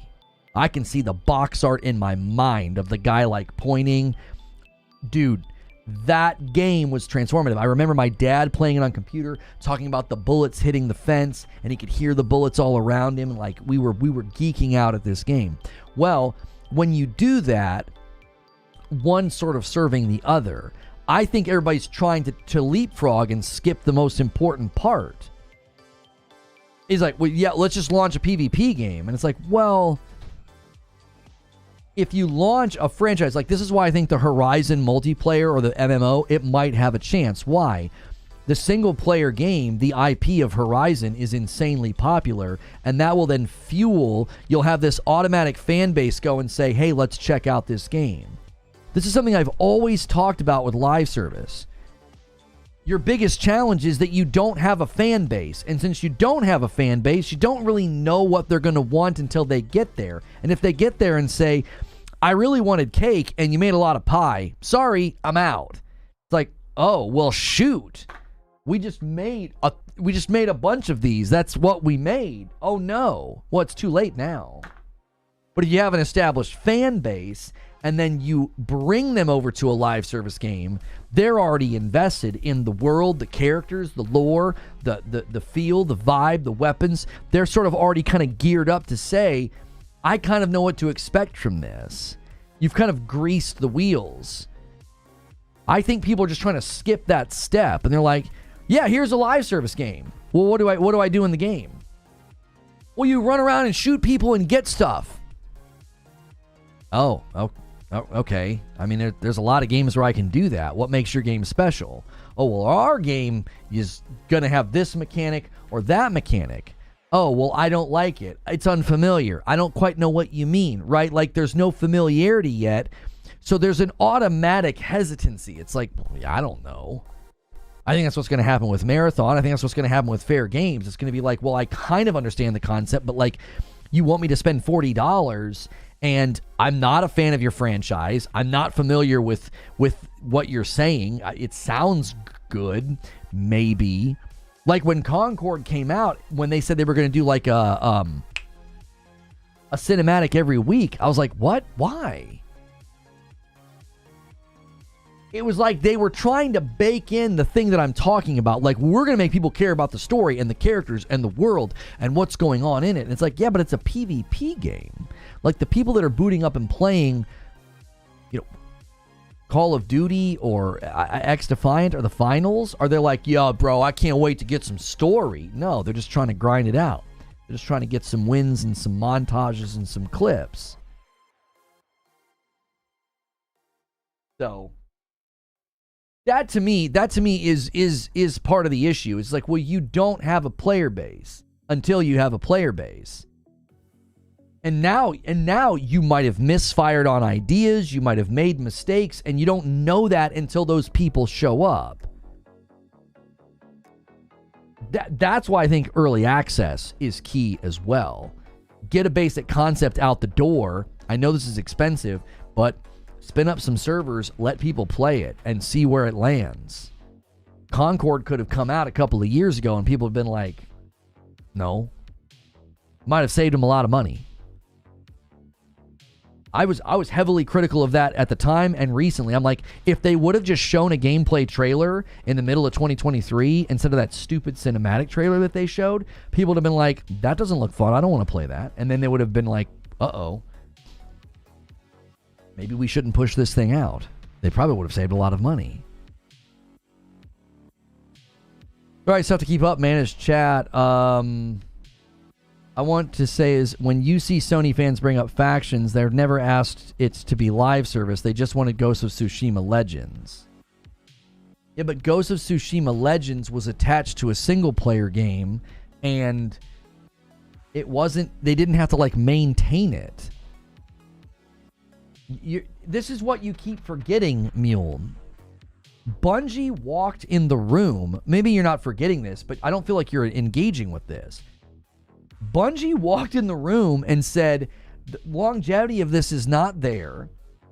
And the conclusion that Naughty Dog came to was, in order to support this, we'd have to become a live service studio, and we don't want to do that. And you're like, but that's not what we wanted. We just wanted it tacked on to The Last of Us Part 2. It's too late for that. It's too late. You can't put the toothpaste back in the tube. They sliced it off. I guarantee you they were heavily influenced by the success of Fortnite, and they thought, we can do the same thing. We can slice this off. It was way more popular than we expected, and The Last of Us Online can be a big hit. And Bungie walked in the room and was like, you don't have a freaking clue what you're getting into. You broke this off on its own. If you wanted to stand on its own, this is what's required. And you're like, yeah, but that's not what we wanted. That's not what we wanted. It's too late. It's too late. If they could go back in time, I bet you they wish they did it differently. And I bet you they wish they just shipped it as a tack-on mode and kept it more contained and just shipped it with The Last of Us Part 2. Because then they could have gone in and done some fun stuff with it and dressed it up with The Last of Us Part 2 remake, because they did that rogue mode. So they certainly could have added some cool elements to it and added maybe some new mechanics and new content. Who knows? I bet you they wish they could go back in time and change what they did, but it was too late. It was too late. You make judgment calls sometimes, and they end up being the wrong call. My boys' soccer team probably at some level had their first loss, and they lost the final because I made a call that I thought was the right call, and it wasn't the right call. I wanted fresh legs in the fourth. At their age group, they do 4 quarters. I wanted fresh legs in the fourth quarter, so I rested 2 of my really good players. One's my son, who's a really good goalie for his age, and the other's an amazing player. And I had them resting, and it bit us. We were up then tied, up then tied, up then tied, and then they got the go ahead in the fourth quarter, and it was too late. We scrambled. I made some substitutions, and we almost came back after 2 corners to tie it. I mean, we had literally the ball floating in front of the goal before final whistle, and I made a call that I thought was the right call, and it ended up probably being the wrong call. But in the moment, I thought, this is the right call. I'm going to need fresh legs against these guys. They're a tough team. And Naughty Dog saw the market. They saw what was happening with Fortnite, and they said, we think we can do something similar. We can break this off. We can make this something special. We can make this ongoing. And then the years go by. Bungie walks in the room and says, let's have a look at what you're doing. And Bungie wakes them up, and it's like, you guys aren't prepared for what's going to be required. And Naughty Dog concludes, all right, we're going to have to make the painful decision to just not do this then. And I know people are like, oh, you could have handed factions to Firewalk or whatever. And it's like, well, you would need a studio that, number one, would want to do it, is familiar with the brand, is familiar with the engine, is familiar with the mechanics. Like, that's just not as easy. You can't just, like, hand it off like it's a football. Like, here, you run with it now.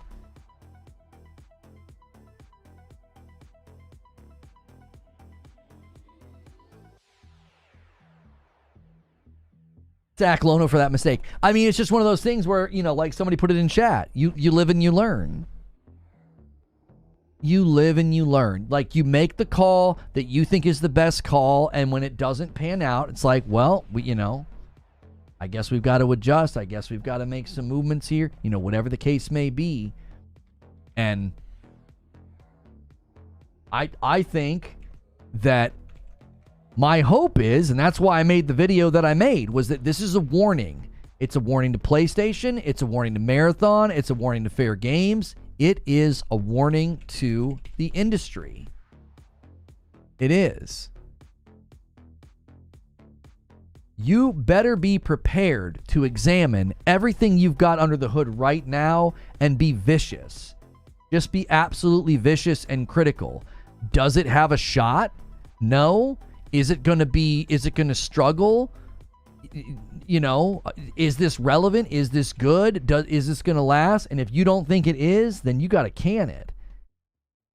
Now, if PlayStation starts to get, all cowboy with it, and they just start shoving the games out anyway, and they're like, well, if they crash and burn, they crash and burn. We're going to throw these things at the wall and see if they stick. I think that's incredibly expensive. I don't think you can do that. I don't think you can just keep throwing, blood and treasure and money at this and be like, well, if it sticks, it sticks. It's like, what? That's I don't know. I don't know if you can be that cavalier with your spending. Because if you remember the chart where they said they're going to increase their spending in their traditional tentpole narrative titles, and they're also going to increase their spending in the live service. It's like, yeah, if you're going to increase that spending, I think your shareholders are going to want to see return.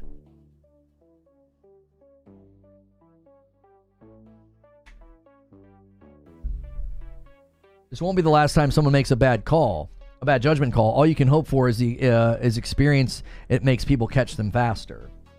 Robert Jones with 22 months. It's okay, they can launch a tacked-on multiplayer with the TLU 2 remaster. What? The TLU 2 I said remake earlier, I think. Yeah, the TLU 2 remaster has an added mode that was brand new. It's a rogue mode. I actually never got a chance to try it. I played through the story and had such a good time. I then put it down.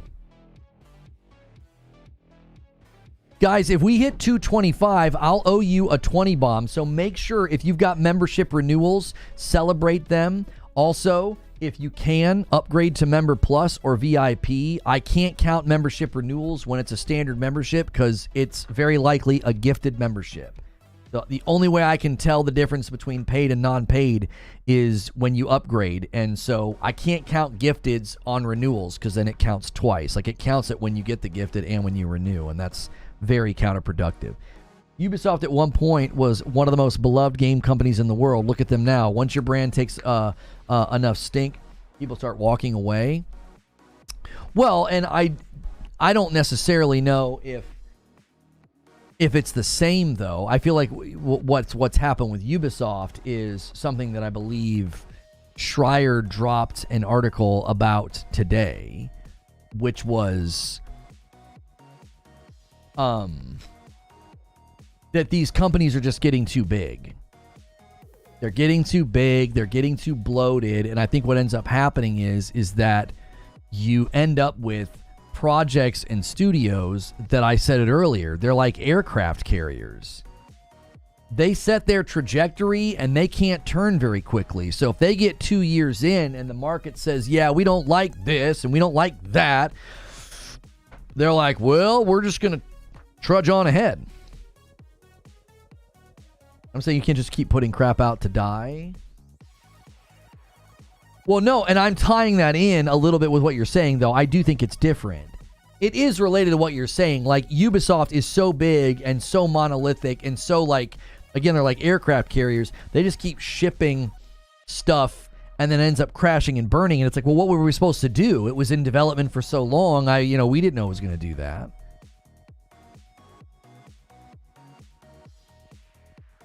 I may have to remember just to avoid YouTube chat. It certainly helps because then you can be in the Discord and there's no character limit and the chat moves much slower in the Discord, Mule.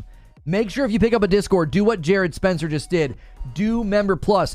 That counts as 2. Every upgrade counts as 2. That takes us to 203. Now listen, I have a standing incentive that I haven't mentioned today. If we get 4 more people to upgrade, I will gift 20 members. We really want to see people start to upgrade and grab their own membership, and I'm basically willing to drop 20 members on chat when 5 of you do it in a day, right? Yeah,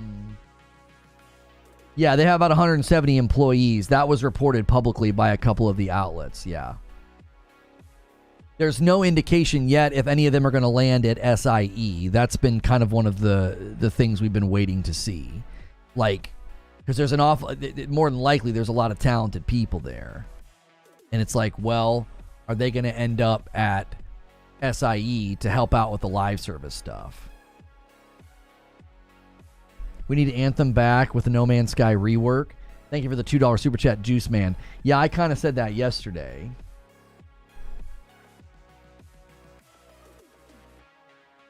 Tried to look for my Discord, Reforge Gaming on... Oh, we should probably rename the Discord, honestly. It's been Reforge TV for so long. It's linked below in the description. And the Danzatastic says, let's keep it going, boys. We got to be back on pace and gets us to 208. He says, U5 upgrade. That's good. That's good. U5 upgrade. Danzatastic just told you guys to do it. I fully intend to upgrade eventually. I think you do brilliant work, and I'm glad I got mad material to throw at you and see how you slice and dice it. Yeah, I mean, I enjoy interacting at this level, Mule, and if anybody ever thinks that I only respond to members, I mean, that's clearly not true today. Like, you and I have gone back and forth for how long? I'd like to nominate Sven's awesome Discord that Reforge runs as a Discord rebrand. Yeah. Reforge TV. Yeah, discord.gg/Reforge TV. We did that a long time ago when we were trying to have like universal usernames. And that was also when I had like multiple channels that we were trying to manage. So... Yeah, I mean, this guy's kind of agreeing with me. He's like, it sucks because the mechanics looked great. They copied Bungie after all, but they shoehorned into it a clone type of PvP shooter. Yep. Can't trend chase. Good gunplay and mechanics won't make up for it. Yeah, you can't trend chase, you know?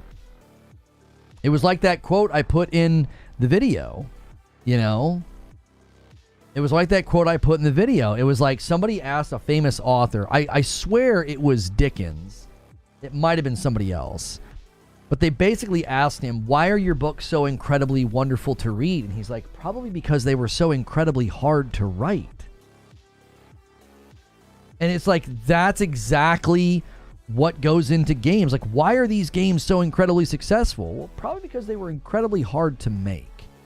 A lot of work, a lot of creativity, a lot of innovation, instead of just like, well, people like this, let's make one of those. It's like, what? I just researched for my account page, nothing. What do you try? If you're trying to get into the Discord, we also have a Discord command. There you go.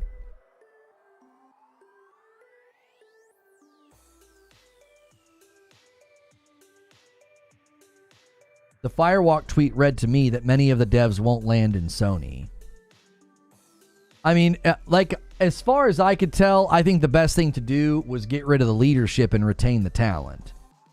A $20 super chat tip from Street Shadow says, for the factions crowd, you have to understand that Naughty Dog canceled it.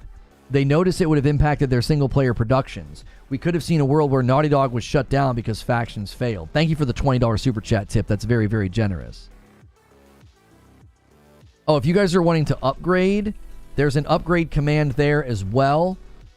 Again, our really, really big push right now is it's a $6 membership instead of a $5 membership. That's our big push, is to get as many people as we can on Member Plus. And that way, gifted members are not the bulk of what we're doing. We want to get people to basically convert, like buy into what we're doing, get into the Discord. You get into an insane amount of extra content. There's morning coffee, there's the writer's room, there's green room, there's gameplay. That is all extra content. There are streams with my wife. There's incentives like Fright Night this week on Friday night.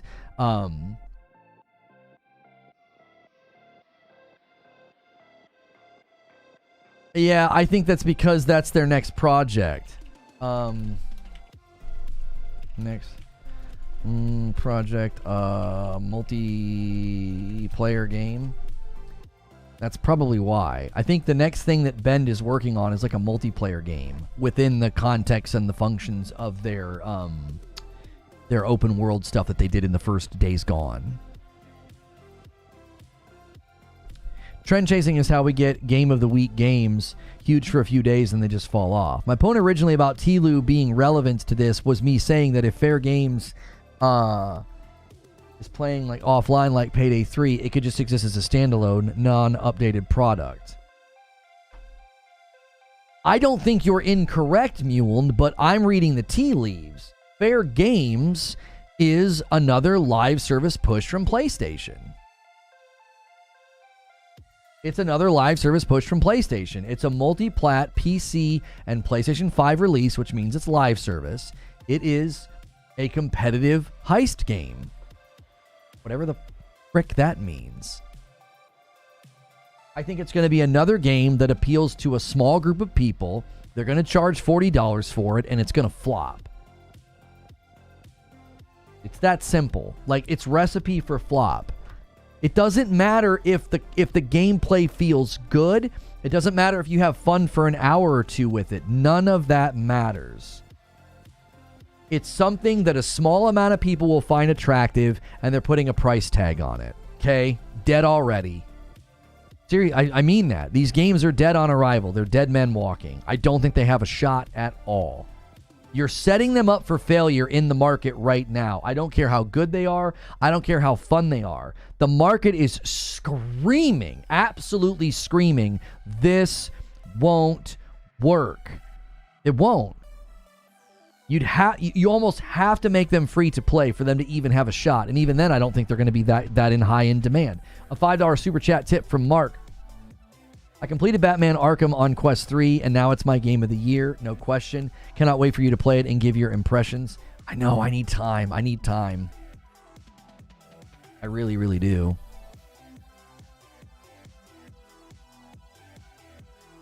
I wish I had more time for more games.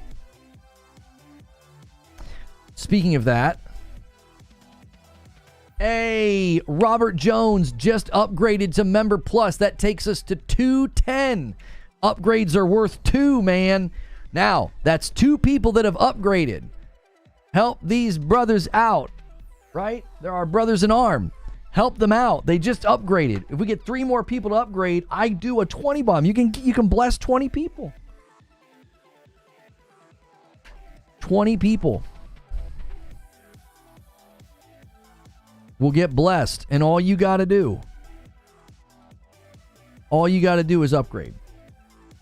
We always come back to this, Lono. If we don't know the budget and the expectation, it's hard to just assume that they want a smaller base. I think they could. They set a year deadline of support. Totally fair pushback. But again, I think the problem is, Mule, there's a tipping point, right? I said yesterday, it's the opposite of critical mass, right? Critical mass goes up. This is like the inversion of critical mass. There's a tipping point where if your player base is too low, it won't work. It won't work. You need a certain number of people. I don't know what the number is. I'm not the expert. I just know that this is how these games operate and this is how these games function. You need a certain number of people, or it's not sustainable. You won't have enough people to matchmake. You won't have enough people during peak and non-peak hours. And when that happens, you lose everybody. Your hardcore, dedicated players are going to come back and say, it takes too long to find a game. When I do get in the game, it's laggy. If you try to play during non-peak hours, it's just an absolute, it's a wish and a prayer. You have to have a certain number of people to support the game just for the basic function of matchmaking during peak and non-peak hours. And if not, your death is expedited. It's like, well, now nobody's going to play because even the people that want to can't. Imagine a world where Havens say, we want to support fair games for 5 years, then they reevaluate after that, or move on and flip the kill switch. It goes PvE, new project. I don't know. Another question here from Wolf Saints. This is something you guys can do as members. And by the way, I still owe you 15 members. I was waiting to see if we would hit 225. If we hit 225, I'll drop the 20 bomb. And then we do have to move on to the next thing. How do you think Marvel Rivals will do when it comes out? I think Marvel Rivals has the best shot out of all of the things we've seen recently because it's got Marvel's budget. It's got Marvel's appeal. It seemed like people liked it. It's free. It's free to play. Like, it's checking a lot of boxes that'll give it a chance, right? Recognizable IP, existing fan base because it's Marvel. Marvel's got the spending power and the budget to get this thing into everybody's eyeballs, into their brains, and it's free to play. And as far as I could tell, it seemed like you could probably play it pretty casually and have a good time. Doesn't have staying power, it looks dull. Right, that's always the question. Like, how do you maintain it? Well, Marvel will throw blood and money at it. They'll do tournaments. They'll try to get esports organizations involved. They'll try to get streamers involved. Like, they can do things to stoke the fires, and that's going to be the ultimate question. Like, think about what we said with Fortnite. Fortnite didn't spend a ton of money to get where it was. It spent a ton of money to maintain where it was. So Marvel, if it is popular and does have a decent start, they can spend a lot of money to maintain that. I think that gets really, really difficult when you have a game with a smaller budget. Like, we keep saying, like, oh, maybe they have a smaller budget. Maybe they have, smaller expectations. Well, okay. Then how in the world are you going to maintain even what you get at the beginning? What are you going to do? Are you going to be able to add enough content quick enough? Are you going to be able to do enough events, enough incentives? I think Marvel Rivals will be another multiverses. It'll get played by 20 million at launch and then fail to find a multiplayer base, but although big for multiplayer games, not big to justify the IP costs. It's going to have the same problem Gundam Evolution had, says Nightfire. It's Overwatch with the Marvel skin over top of it. Yeah, I don't think it's anything like Concord. It's more like Overwatch. More like Overwatch. All right, I tell you what I'm going to do. I'm going to do the members when we get into the next segment. That's what I'm going to do. So it would be extremely awesome if you guys came with me for 35, 45 minutes. This isn't going to be a super long thing. We got a code to play Vampire Hunters. I've been playing it quite a bit. I put in close to 5 hours. It is a survivor game, and it is all my capture cards probably going to need. Nope, there we go. This is basically like Vampire Survivors, but with guns, and it's first person. And I've had a ton of fun with it. The embargo officially dropped 20 minutes ago. They have officially entered 1.0, which makes me want to double check that there's not an update for it. Let me just triple check. Check for update. Okay, I have the latest version installed. Perfect. Okay. So, I'm going to spam a link in chat, and I'm also going to redirect you. All right?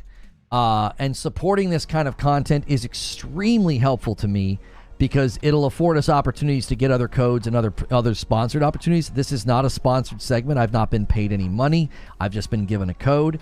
I'm going to ping the Discord. And I'm also going to send out a tweet. So I'm going to spam the link in chat. I'm going to redirect you guys. And then I'm going to gift the members when we get over. Into this stream. I'm actually going to do 10. And then I'll wait and do another 10 because we might move the line, okay?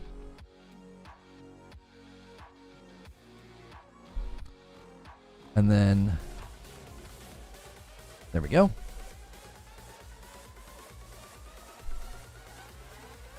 Thanks so much for checking out this video. I am going to be diving in, not for the very first time, because I have been playing this quite a bit. I put in about 5 hours into Vampire Hunters. They did provide me with a key to play this. This is not a sponsored video, but I was provided a key, so thank you to the developers for doing that.